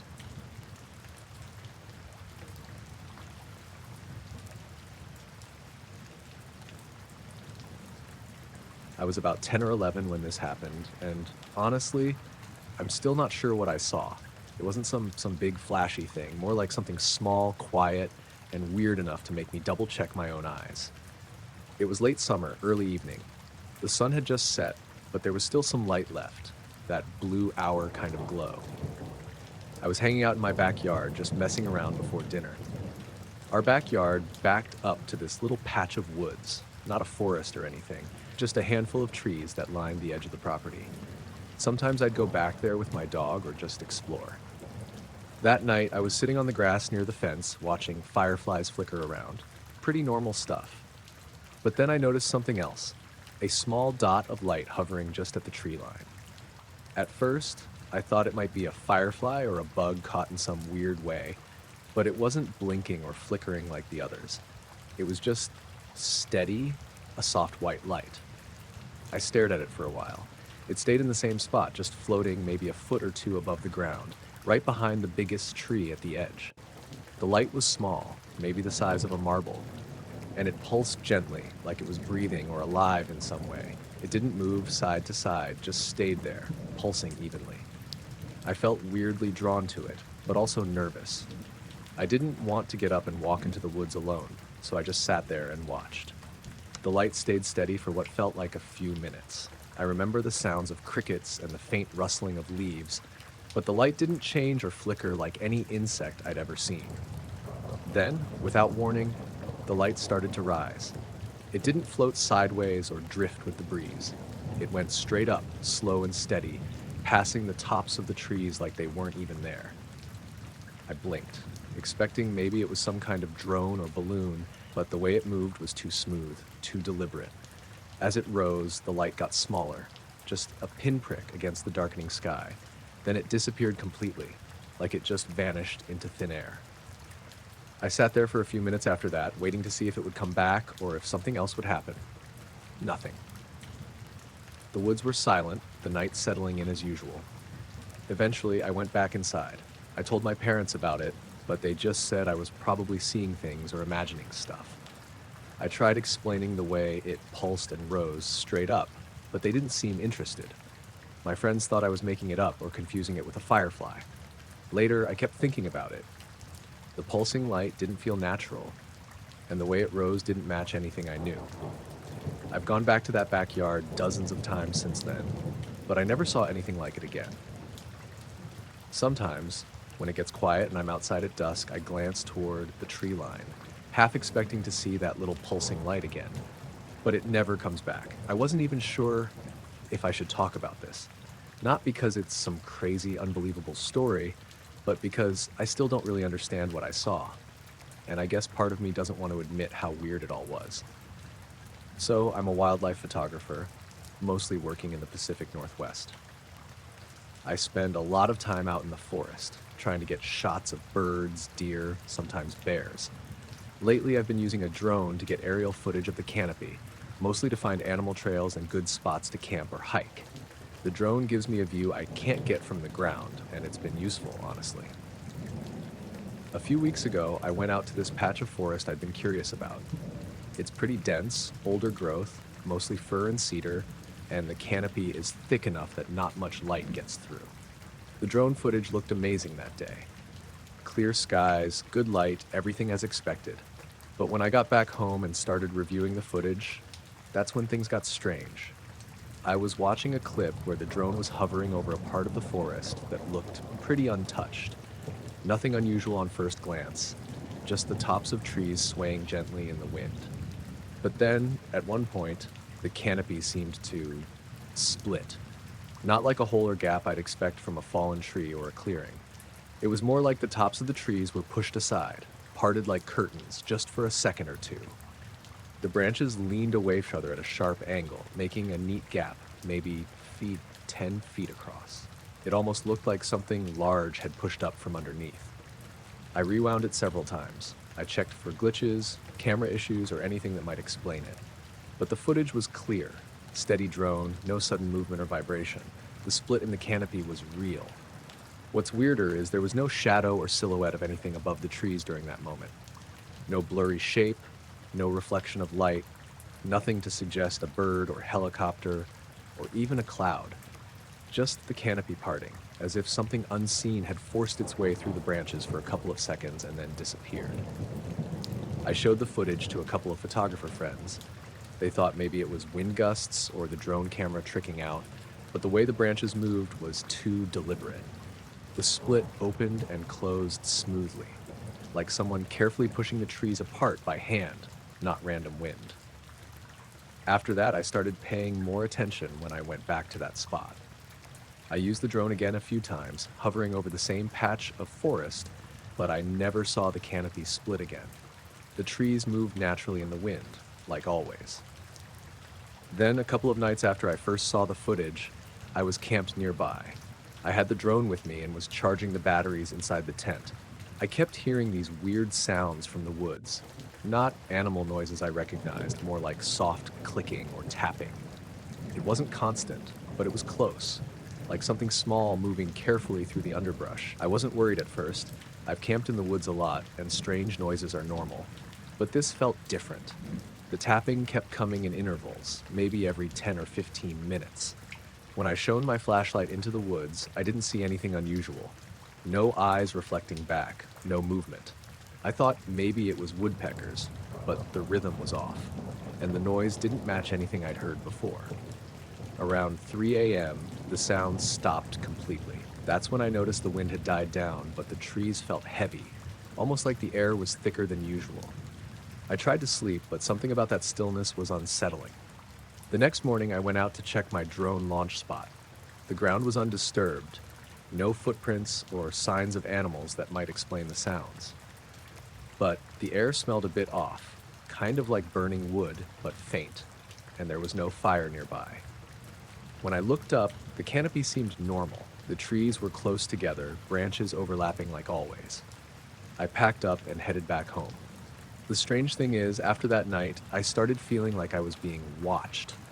Not like someone was there staring at me, but a kind of presence. Like the forest wasn't as empty as I thought. Sometimes when I'm working at my computer editing photos or video, I get this feeling that something is just outside the window, hidden in the shadows. I'd check, but there's never anything there. Just empty trees and the usual neighborhood noises. I'm not someone who believes in ghosts or aliens or anything like that. I like things that can be explained, and I've spent years in the wild, so I know the normal sounds and sights.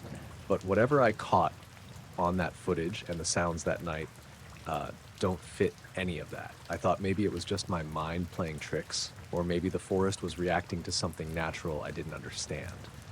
I've gone back a few more times, tried to capture the moment again with the drone, but I haven't seen the canopy split or heard the tapping. I still don't know what I saw, and honestly, I'm kind of glad it hasn't happened again. But I keep watching that footage, rewinding it over and over, hoping to find some clue I missed. And every time, the trees just split open for a moment, then close back up, like nothing happened at all.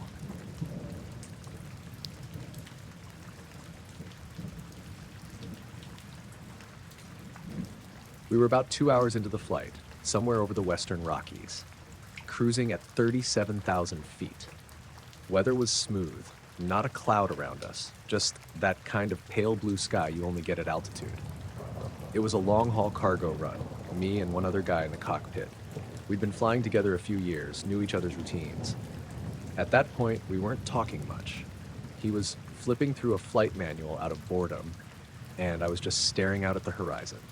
It was late afternoon, maybe 5:40 or so. The sun was starting to drift lower, but it was still bright out. No haze, no storms. One of those crisp visibility days where you could probably see 200 miles in any direction. That's when it happened. I was looking out over the left wing toward the sun. Not directly at it, just off to the side, because it was reflecting on the nacelle a little weird and caught my eye. And then, in the space of maybe half a second, there was a second sun. That's the only way I know how to describe it. It didn't rise or move into view. It just appeared. Same color as the real sun, maybe even brighter, but without the blinding glare. No corona, no flare effect. Just a solid, perfect disk of white gold light hanging in the air maybe 5 or 10 degrees above the horizon, just beside the real sun. And then it was gone. Not like it faded or dimmed. One frame it was there, next frame it wasn't. Just gone. I didn't say anything right away. I actually looked down at the instrument panel, then back up again, like maybe it had been some reflection off the glass or a weird eye trick. The other guy, Mark, was still flipping pages. I didn't want to sound crazy, so I just stared out for a minute, trying to recreate it in my head. I leaned a little to the left, changed the angle of the glass, moved my head around. Nothing. Sun still there. Normal. No reflections, no glare artifacts, no second light. Then Mark looked over and said, "You all right?" I just said, "Yeah." He went back to his manual. About 20 minutes later, we were over flatter country. Still daylight, just lower in the sky. I couldn't stop checking out the horizon. Every few minutes I'd glance left again, like maybe it'd come back. Nothing unusual. Until the TCAS chirped. That got both our attention. Mid-air collision alert, even briefly, is something you don't ignore. But there was no traffic showing on our scope. Nothing near us. Just a single tone, like it picked something up for a split second and then dropped it. Mark looked over at me. That was weird. I nodded, didn't say anything. A few minutes after that, the radio cut out. We weren't talking to ATC at the time, just monitoring center. But the signal just went blank. Not static, not squelch, just flat silence. Mark tried calling in. No response. He switched to another frequency, same thing. Then we heard a burst of noise, like distant chatter, but broken and jumbled. Not static, more like multiple voices bleeding into each other, out of sync. That lasted maybe 3 seconds. Then the regular signal came back, clear as a bell, just like before. Mark looked at me again. "Okay, that's 2. I told him what I saw earlier. He didn't say anything at first, just kind of nodded, then asked, "You sure it wasn't a reflection?" I told him I wasn't. But it didn't behave like a reflection. There was no source for it, nothing it could have bounced off, and it didn't move. It didn't act like light at all. It was just there, right beside the sun. He didn't push it. We had about 4 more hours of flying to go. For most of that, nothing else happened. I almost convinced myself I imagined it, until we were descending into approach, about an hour from landing. We were at 23,000 feet in a shallow descent, passing over farmland and scattered towns. The sun was low on the horizon now behind us, and for a moment, just maybe 1 second, I saw something cast a shadow across the cloud layer below us. That's the part that stuck with me the most. The clouds were thin, high-level stratus, not dense enough to block the sun completely, but they picked up shadows if you looked closely. And there, skimming across them, was this enormous, soft-edged shadow. Not a plane, not a bird, bigger than our aircraft by far, and wrong shape. More circular, but it moved too fast to track. Just zipped across the layer and vanished, like whatever caused it had dropped below the clouds or stopped being visible. I asked Mark if he saw it. He said no, but he was busy logging something at the time. We didn't say much after that. landed normally. Weather was fine, handoff was clean, tower didn't report anything unusual. Later that night, I pulled up the flight recording on my tablet. Everything looked normal. Instruments, speed, altitude, all standard. There was no TCAS alert logged, no signal interruption, just clean data. I didn't bother mentioning the light in the report. What would I even write? There was never a second sun, but I saw it. It was there, just for that 1 second.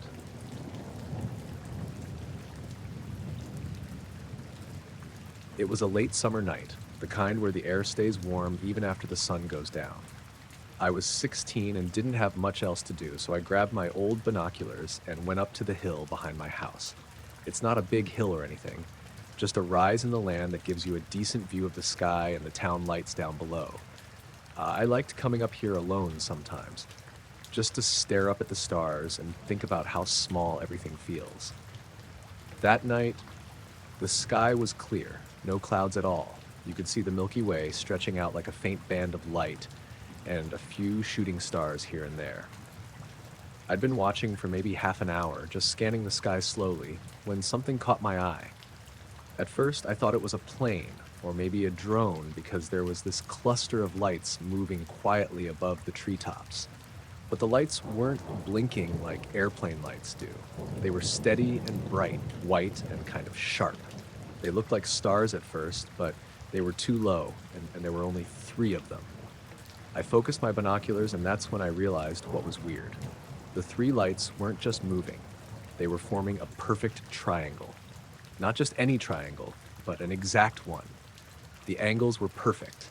The lights stayed exactly the same distance from each other, like they were stuck to some invisible frame. I watched them for a few minutes. The triangle held steady, hanging there like it was paused in the sky. No sound, no flashing, no movement at all. Just those 3 bright points, locked in place. I didn't want to believe it was some kind of trick or a reflection, so I scanned the sky around them. No other lights, no planes, no stars that matched that pattern. It didn't make sense. Then, without warning, the 3 points shot off in different directions, not like planes or birds or anything I'd ever seen. They disappeared so fast, it was almost like they blinked out. One went straight up, one zipped off to the left, and the last one darted down behind the trees. The speed was ridiculous, too fast for any conventional craft I knew about. I rubbed my eyes and looked again, but there was nothing left. Just the normal stars twinkling back at me. I sat there on the grass for a long time after that, trying to figure out what I saw. My phone was in my pocket, but I never thought to film it. I just wanted to watch, not mess with tech. That wasn't the only weird part, though. Later that night, walking back down the hill to my house, I felt like I was being watched. Not in the obvious way where you turn around and see someone, but more like a presence. I kept stopping, turning my head every few steps, but there was no one there. I told myself it was just nerves or maybe my imagination playing tricks. But the feeling didn't go away. It felt like eyes or maybe cameras fixed on me from the shadows. When I got inside and locked the door, I checked my phone. No messages, no missed calls. The time was right, and everything seemed normal. But the weirdest thing was the photos I took earlier in the evening. Some stars and the hilltop. When I zoomed in on them, a few had tiny specks of light that weren't there when I looked. Little glints scattered around, impossible to explain. I don't know if it was connected to the triangle lights or just a trick of the camera sensor, but it made me uneasy. The next few days, I kept checking the sky from the same spot. Nothing like that happened again. No perfect triangle, no impossible speeds, just the same normal stars. I told a couple friends about it, but they laughed it off or said I probably saw drones or a plane formation. That didn't feel right to me. This wasn't a show or a stunt. What stuck with me the most was that feeling on the way down the hill. The watching. Like someone or something was tracking me, but not showing up. I never saw the lights again, and I don't know if anyone else did. Maybe it was just some strange natural phenomenon. Maybe I was seeing something no one else could. But sometimes when I'm outside late at night, looking up at the stars, I still wonder if those 3 lights are out there somewhere, just waiting to form their perfect triangle again.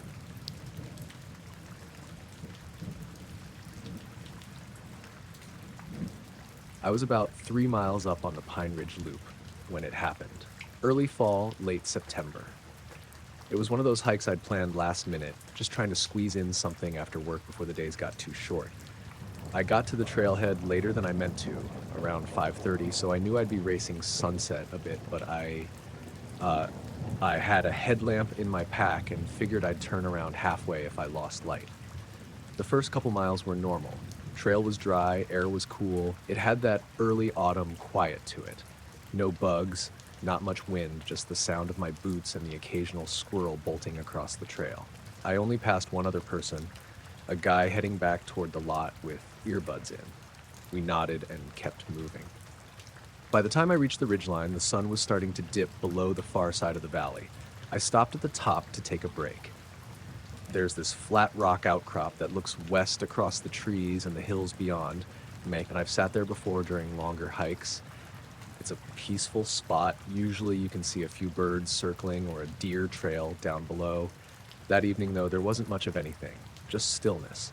That's when I saw it. At first I thought it was a drone. It was hovering maybe 150 feet above the ridge on the opposite side of the valley, not moving, just sitting there, reflective, not fleck bright or flashing, just catching the light in this weird, dull way, like the way metal looks underwater. The shape was hard to make out. It wasn't round exactly, and it wasn't sharp-edged either. Kind of like a stretched-out drop, almost. It didn't wobble or shift like most drones do when they're holding position. It was perfectly still. I stood there for a few seconds just watching it. The longer I looked, the more off it seemed. There was no noise. Nothing. And it wasn't catching the sunset the way everything else was. The sky behind it had gone all orange and pink, and this thing stayed flat gray, like it didn't reflect color. I pulled out my phone.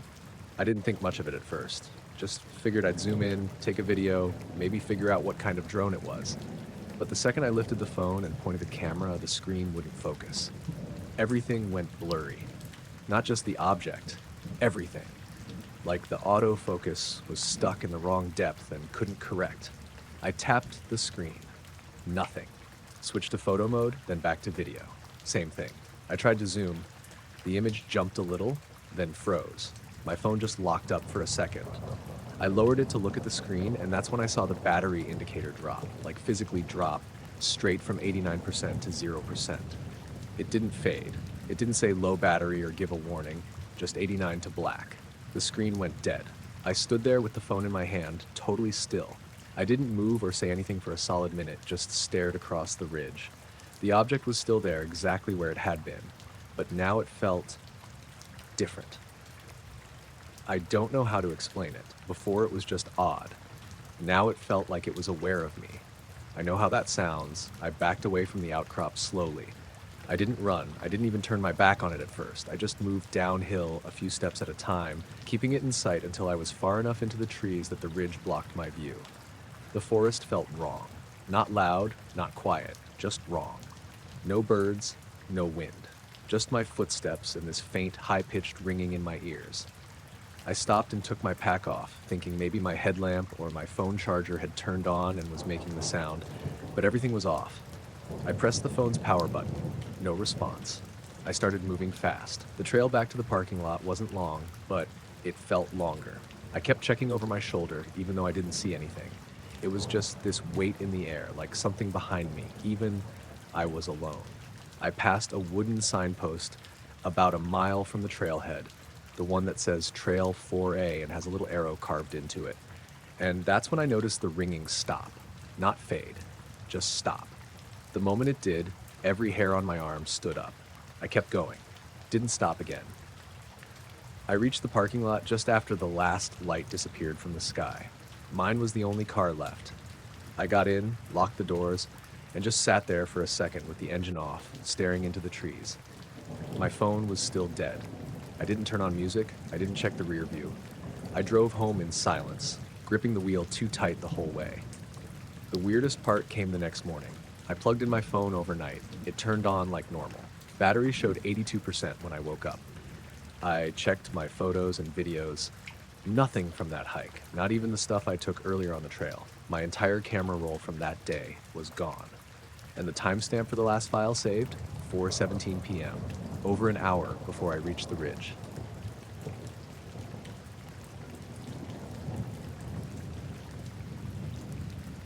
It was just past 9 when my daughter came running in from the porch. We'd already eaten dinner, and my wife was doing dishes while I flipped through channels. Liv was 13 then, old enough to know when something was off, but still young enough to get worked up over nothing sometimes. I figured it was just deer in the field or a plane overhead, but she didn't sound like she was messing around. She kept saying, come look," and pulling at my arm. So I got up, walked out to the porch with her, and the second I stepped outside, I knew it wasn't deer. It was quiet, not just country quiet, not frogs, not bugs, not wind in the corn, just nothing. That's the first thing I noticed. Then I saw the light. Out over the south end of the cornfield, maybe 100 yards from the house, there was something floating. I don't know what else to call it. It wasn't a drone. It wasn't a plane or a helicopter. Just a pale, round light. Not bright like a spotlight, more like the color of a full moon. Hazy around the edges. It hovered maybe 30 feet above the field. No sound. No movement. Just there. My wife came out next, drying her hands on a dish towel. She stopped in the doorway when she saw it. None of us said anything for a while. It didn't blink or change color, just sat there in the air, maybe the size of a basketball from where we stood. I kept waiting for some kind of shape to reveal itself. A fuselage, wings, rotors, anything. But there wasn't anything there except the light. We stayed on the porch for probably 5 minutes. The dogs were inside, and he noticed they weren't barking. In fact, they were lying down by the laundry room door. Not asleep, just still. That was weird too. After a while, the light drifted, not fast, just smooth, maybe 10 or 15 feet to the east. Then it stopped again. No wobble, no sound. I walked down the steps into the yard without thinking, just trying to get a better angle. It didn't react. I went maybe halfway across the yard before my wife said my name. Not loud, just enough to snap me out of it. I stopped and looked back. She looked scared. When I turned around again, the light was gone. No sound, no flash. Just not there anymore. I stared at the sky for a few seconds, thinking maybe it had shot upward, but I didn't see anything. No trail, no movement, just empty dark. We didn't say much that night. My wife told Liv not to talk about it at school. I agreed. Not because I didn't believe what we saw, but because I didn't want anyone treating her like she was crazy. We didn't call the sheriff. Didn't take photos. Didn't know what we'd even say. Next morning, I went out to the field before breakfast. I figured if anything landed or shined a beam or whatever, it might have left marks. I didn't expect to find anything. I was wrong. Right under where that thing had hovered. Not a huge area, maybe a 30-foot circle. Every single corn stalk was twisted. All still standing, none broken or flattened. But each one had been turned clockwise at the base. Like something had gripped them all and spun them a quarter turn. The dirt around them was undisturbed. No tire tracks, no footprints, just this one section where every plant had been rotated. It didn't even look obvious unless you stood still and looked for the curve in the rows. But once you noticed it, it was plain as day. I crouched down and tried turning one back. It didn't move easily. It took some effort. The stalks weren't young and soft. These were late season, dry, and tough. Whatever did that wasn't gentle. The edges of the circle were sharp, no fade out. Just normal field, then twisted stalks, then normal again. I walked the perimeter twice. No smell, no scorched earth, nothing else weird. That afternoon, I drove into town and talked to a friend of mine who works the co-op. Asked, casual-like, if there was any kind of fungus or wind shear or pest that could twist plants at the root. He looked at me like I'd grown a second head, said if wind did it, you'd see flattening or bending at the top. And fungus doesn't do clean circles. I didn't press him. We kept it quiet. Even Liv didn't mention it again. But for the next couple nights, I noticed things. Our motion sensor light on the shed clicked on twice, even though nothing was there. One night around 3 a.m., the dogs both started whining at the same time, but didn't bark. Just stared at the back door and whined. I got up, turned on the porch light, stepped outside. Nothing. No animals, no cars, no sound. Same dead quiet as that first night. A few weeks later, the corn dried out enough to harvest. I went over that patch carefully. Most of the twisted stalks had stayed upright, but their yield was lower, almost like the ears didn't develop fully. Some had tiny kernels, others were shriveled. Outside the circle, everything was fine. That winter, I turned the soil and planted rye like I always do. By spring, the ground looked normal again. But every now and then, when the sky's real clear and I'm out late locking up the barn, I still find myself looking out at that spot. Not for long, just enough to check.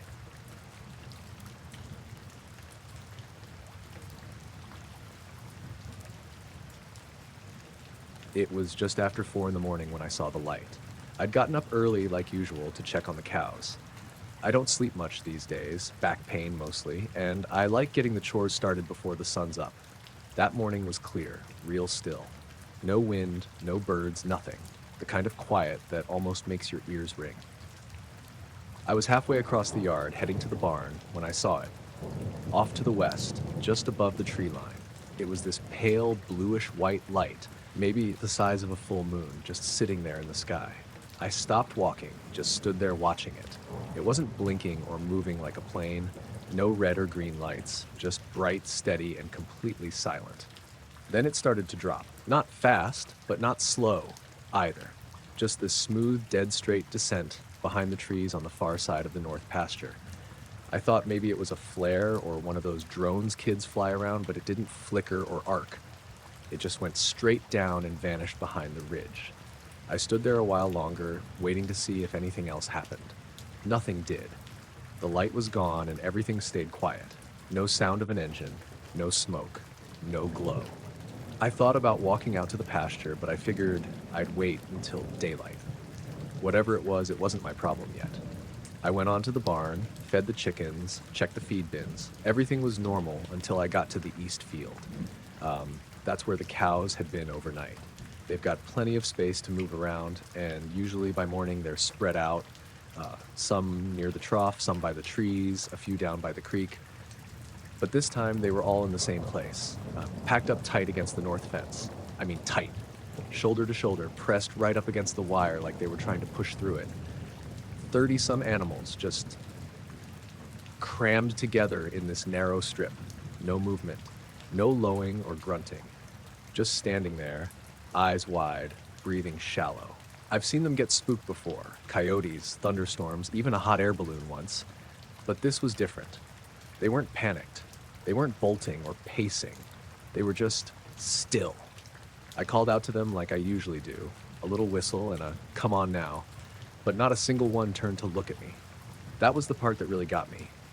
Usually at least a few will flick their ears or glance over. Nothing. Just that same forward stare. I walked up slow, careful not to startle them. When I got close, I could see their eyes better. Real wide and glossy, the kind of look they get when they're about to calve or something's seriously wrong. One of the younger heifers had foam around her mouth, just a little bit, like she'd been chewing and stopped partway through. I checked the fence line, thinking maybe something had gotten in during the night. A bear, maybe? Or some drunk kids messing around. But the wire was untouched. No prints, no broken brush, nothing. The ground was dewy but undisturbed, not even a scuff. I tried to lead one of them away, an older cow that usually follows me around, but she wouldn't budge, not even when I pulled at her halter. The rest didn't react either. No shifting, no sidestepping, just frozen. I backed off after a few minutes and stood there trying to figure out what I was looking at. The sun was just starting to rise, and that's when I noticed the birds. Or, I guess, the lack of them. Usually by that time, the crows up in the pines making a racket. We get red-winged blackbirds near the stream and jays closer to the barn. But that morning, there was nothing. Just dead quiet, like the sound had been turned off. I stayed with the cows for a couple more hours. Around 7:30, they finally started to move again. Not all at once, just a few shifting hooves, then a tail swish here, a snort there. Eventually, one turned its head, then another, and within maybe 15 minutes, they were back to normal, grazing, walking around, making noise, like nothing had happened. But the weird part is, they wouldn't go near the center of the field. There's this little hollow, maybe 10 yards wide, right in the middle of the pasture, usually one of their favorite spots, good grass, little shade. But that day, and for a few days after, they avoided it completely. Wouldn't even walk through it. I tried driving them across with the ATV, and they just looped around it like there was a wall.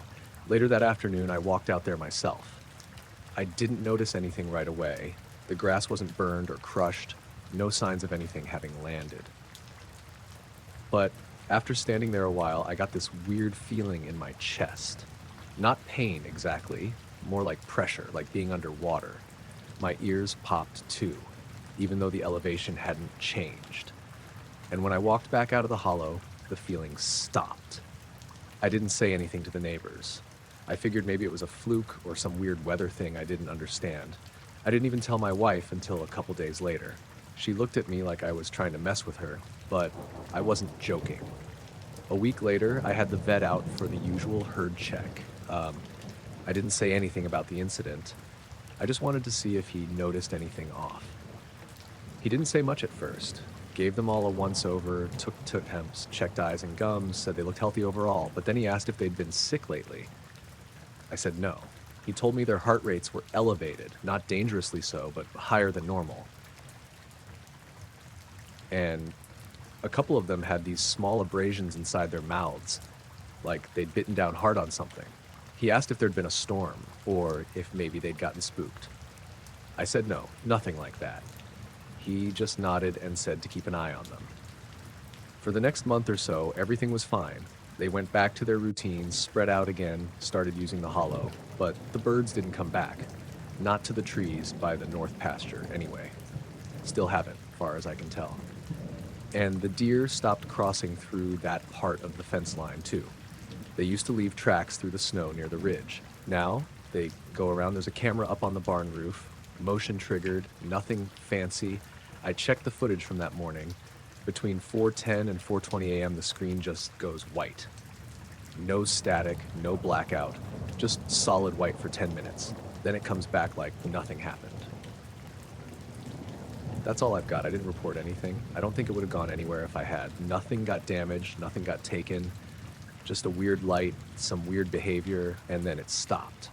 But sometimes when I'm out there at night, I get this feeling, like something's watching from the tree line. Not all the time, just now and then. I'll turn and stare into the dark and wait for a sound, but there's nothing. Just the quiet and the cows, breathing slow and heavy in the field.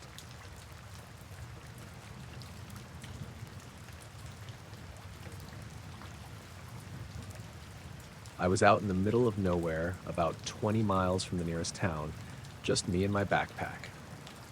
I'd gone camping for a couple of days, mostly to get away from everything. No signal, no people, just the forest and sky. I'm not an expert or anything, but I like filming the stars at night. I brought my old DSLR on a tripod and spent a few hours capturing time lapses and long exposures. That night, the sky was clear, the kind of dark that feels almost heavy when you look up. No moon, just stars everywhere. I set the camera facing the open patch above a small clearing near my tent and let it run. The plan was to check the footage in the morning and see what I got. I was sitting by the fire just thinking about how quiet it was, the kind of silence that presses in, you know? There were the usual sounds of the woods, distant owls, a couple of rustles I assumed were raccoons or something, but otherwise, nothing out of the ordinary. After a while, I decided to call it a night. I put the camera away, zipped up my tent, and laid down to sleep. The night passed like any other, quiet and cold. The next morning, I grabbed the camera and started looking through the footage. I wasn't expecting much, just a bunch of stars moving slowly across the sky, maybe a shooting star or two. But when I reached a frame about 2 hours after I started recording, something weird caught my eye. There was a tall figure standing behind where I'd set the tripod. It was barely visible, just a dark shape, but it was definitely human-shaped. It looked like it was standing still, facing away from the camera, maybe looking up at the sky. The weird part was there was no sound in the footage, no rustling, no movement from the figure, just completely silent and still. I went frame by frame hoping to catch it moving or blinking or something. But the very next frame, it was gone. No movement, no disappearing fade, just gone like it was never there. I rewound and played it again, trying to catch any signs I'd missed. I checked the rest of the footage for anything similar. Nothing else showed up. No strange lights, no shadows, no noises, just that one frame with the figure. I started wondering if it was a glitch or some trick of the light, but the shape was too clear for that. It looked like a person standing there, tall and still. After staring at it for a while, I realized I hadn't heard any footsteps or anything unusual the night before. If someone was really standing behind me, I would have noticed. I mean, I was alone out there, but still, I was awake enough to hear animals, the fire crackling, something. That's when things started feeling off. I went through my memory, trying to remember what I was doing around the time that frame was captured. I was certain I'd been alone, and I never heard a thing. I decided to check outside the tent, just to be sure. The ground was undisturbed, no footprints or signs that anyone else had been near my camp. It made no sense. Who or what was that? I packed up early and started hiking back to my car. The trail felt different, like I was being watched, but every time I looked around, there was nothing, just trees and the quiet forest. When I got back home, I checked the footage again on a bigger screen, but the figure never made sense to me. It didn't move, didn't make noise, and vanished without a trace. I thought about deleting it, but I couldn't. It's like the moment was frozen in time, but I'm still not sure what it means. I've gone back to that spot a few times since, but I never saw anything like it again. No strange figures, no unexplained sounds, just normal camping. I don't know if someone was there that night or if it was something else, but the way it appeared for just one frame, so still and silent, and then disappeared, I haven't figured that part out.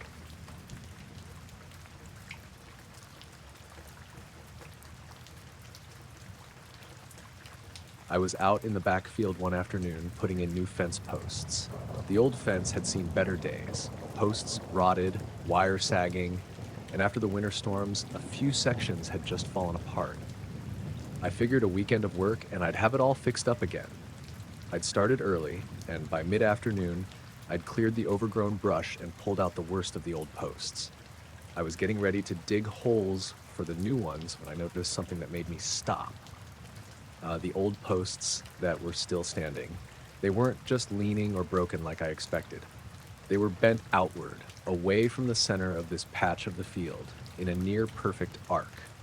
At first, I thought maybe a big animal had knocked them down or something, but the bend was too smooth, too consistent. The curve was like someone had pushed them out from inside, all at once. The circle the posts formed was about 25 to 30 feet across. The ground inside was just grass, nothing unusual. No footprints, no disturbed earth. I scratched my head and walked around trying to figure out what had caused it. There was no sign of a storm or flood damage there, and the rest of the field looked untouched. I figured I must have missed something the last time I looked at this fence, but I'd been out here just a few weeks earlier, and the posts had been standing straight, even if a little weathered. I walked the perimeter of the circle slowly. The posts curved outward like a dome had pushed against them from inside, but I couldn't find anything inside the ring. No holes, no weird markings, just that strange bending. It felt off, like the field had shifted, but only in that exact spot. I told my wife about it that evening, but she just said maybe it was old machinery or some kind of farming equipment I'd forgotten about. I thought about that, but the bend was too smooth and all the same direction. Machines tend to smash or break things unevenly, not bend everything like a bow. The next morning, I came back out to the circle early just to look at it in daylight. The air was still cool and the field smelled like wet earth and grass. When I got there, the posts looked the same, but the light made the bending more obvious. The wood was splintered in places, but there was no fresh damage, just old, weathered cracks. As I stood there, I started hearing this low hum. It wasn't loud, more like a vibration under the ground. I figured it was a tractor or some kind of machinery from a neighbor's farm, so I looked around. The nearest farm was a good distance away, and I couldn't see or hear anything moving. The hum faded after a few seconds. I went to the circle again the following night, just after sunset. I don't know why. I guess I wanted to see if the circle looked different in the dark or if anything else was going on. I brought a flashlight, but I didn't really expect to find anything. That night, the posts looked darker, the bends casting long shadows in the beam from my flashlight. I felt kind of exposed out there, but the field was quiet. Then something caught my eye. A faint glow coming from inside the circle, just beyond the bent posts.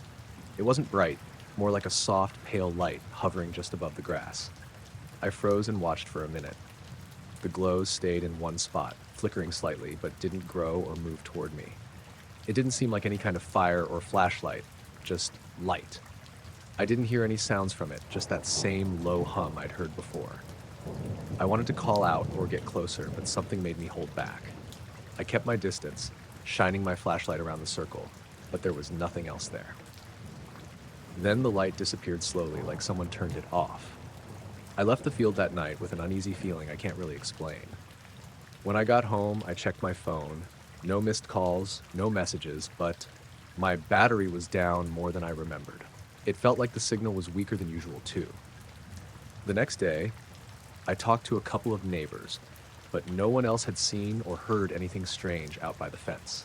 One of them mentioned how the weather had been weird lately, some days hotter than expected, others foggy in the morning, but no real storms or anything that could explain the bent posts. Over the next week, I kept going back to that spot at different times of day. Sometimes I'd hear the hum, sometimes I'd see the faint glow, but it was never consistent. No one else seemed to notice anything, and I started wondering if I was imagining it. One afternoon, while I was repairing a broken section of fence near the circle, I caught the scent of something strange in the air. It wasn't like anything I'd smelled before. Metallic, but not sharp, kind of sweet and faint, like burnt plastic mixed with something earthy. I looked around, but couldn't find a source. The smell lingered just for a moment and then vanished. That night, I had trouble sleeping. I kept hearing small creaks from outside, like wood flexing or settling, but nothing that made sense, given how calm the night was. I got up a few times and checked the window facing the field. The moonlight made the bent posts look like shadows reaching out. At one point, I thought I saw a shape moving inside the circle, a quick flicker of something just beyond the tree line. When I grabbed my jacket and stepped outside, it was gone. No footprints in the grass, nothing disturbed. A few days later, I noticed that one of the posts on the edge of the circle had shifted a little more. It was bent farther out than before. I didn't touch it. It just felt like whatever had bent those posts was still active somehow. That night, I left a camera set up, pointed at the circle. The next morning, I checked the footage. For hours, nothing happened, but right at 2:58 a.m., the camera picked up a faint glow near the center of the circle. It hovered and pulsed gently, then vanished at 3:05 a.m. I rewound the footage again and again. There was no sound on the recording, just the glow. The camera's internal clock matched the real time perfectly. I told a few friends who work in agriculture or land management, but no one could explain it. Some said it might be the effect of underground gas or something natural, but I doubted it. Nothing about that glow or the bends felt natural. One night, about 2 weeks after I first found the bent posts, I went out again with a flashlight. It was late, probably around midnight. As I walked into the circle, the air seemed heavier, thicker. I swear I could feel eyes on me, like something was watching from just beyond sight. The hum started again, low and steady, and the faint glow appeared near the center of the ring. I stood still, trying to make sense of it, but the feeling of being watched didn't go away. I pulled out my phone to take a picture. The screen flickered and went black. I tried turning it back on, but it wouldn't respond. I put it away and looked up. The glow was gone. I left the field quickly that night, but on the way back to the house, I thought I heard something moving in the bushes beside the road. I stopped and listened. Nothing. Since then, the circle hasn't changed much. The posts stay bent in that same arc, and the glow and hum come and go without pattern. I haven't touched the old fence anymore. Part of me wants to rip it all out and start fresh, but another part doesn't want to disturb it. I don't know what's happening out there. It doesn't seem dangerous, but it feels wrong. Like there's something just beneath the surface of the field, something watching and waiting. I'm still working around it, fixing what I can, but every time I'm near that circle, I feel uneasy, like I'm not alone. Whatever it is, it's there, silent, still, and somehow more than just a bent fence.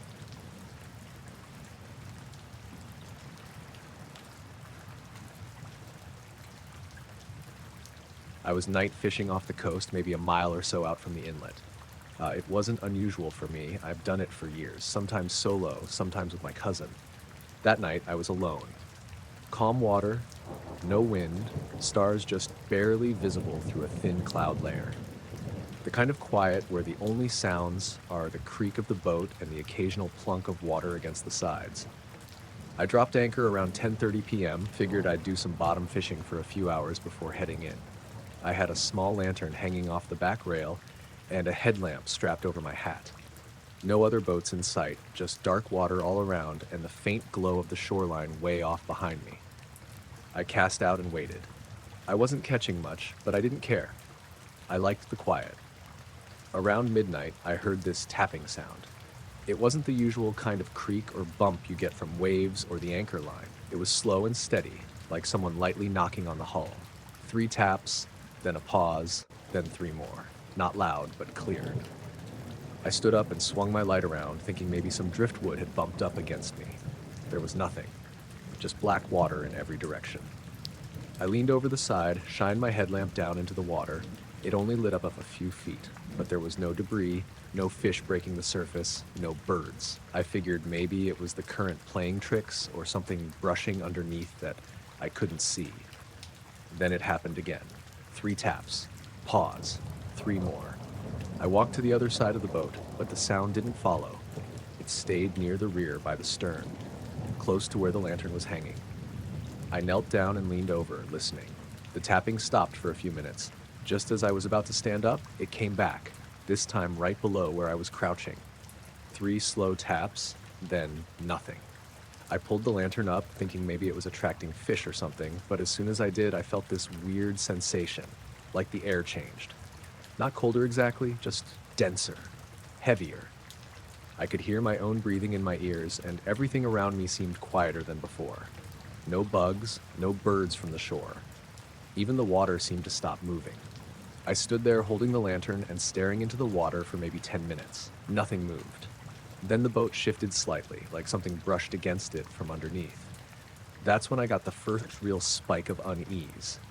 I've had sharks bump the boat before, even dolphins, but this was different. It wasn't a hit or a jolt, just a slow, almost deliberate push, like someone placing their hand on the hull and dragging it. I turned off the lantern to see better out into the dark, thinking maybe the reflection was messing with my night vision. When I did, it was like someone had thrown a blanket over the world. I couldn't see anything. No stars, no horizon, not even the outline of the water. Then I heard it again. 3 taps, same rhythm. I turned the lantern back on and scanned the water with it, moving slowly in all directions. Still nothing. I dropped the light down on a rope and lowered it toward the surface, hoping to get a better view below. That's when I noticed the surface of the water wasn't reflecting properly. It looked dull, not rippling like normal, almost like glass with something behind it, warping the light slightly.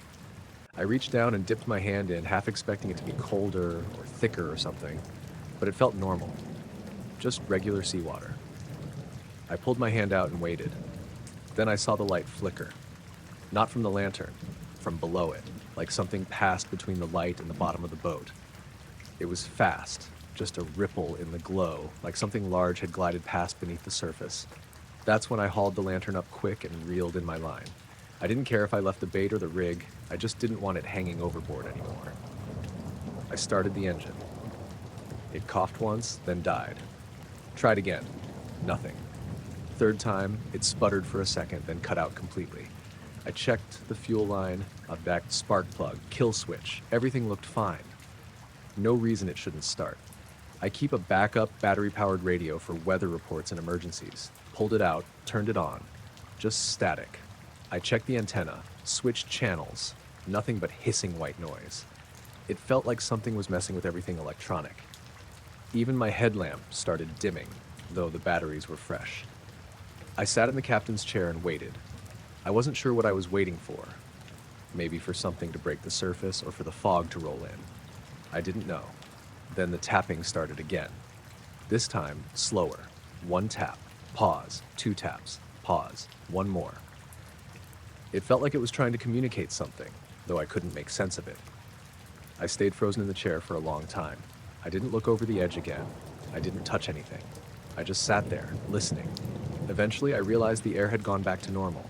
The pressure in my head eased up, and I could hear the distant hum of crickets from shore again. I tried the engine one more time. It started on the first turn.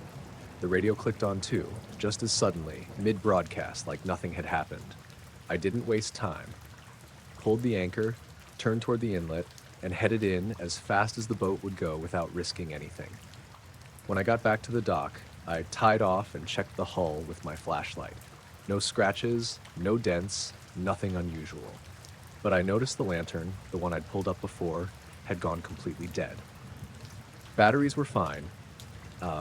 Bulb wasn't burned out. It just wouldn't turn on again. I left it on the workbench in my garage. A few days later, I checked it again, and it worked like normal. I haven't gone out solo at night since then. I've been back out on the water plenty of times, even near the same spot, but only during the day. And I've never heard that tapping again.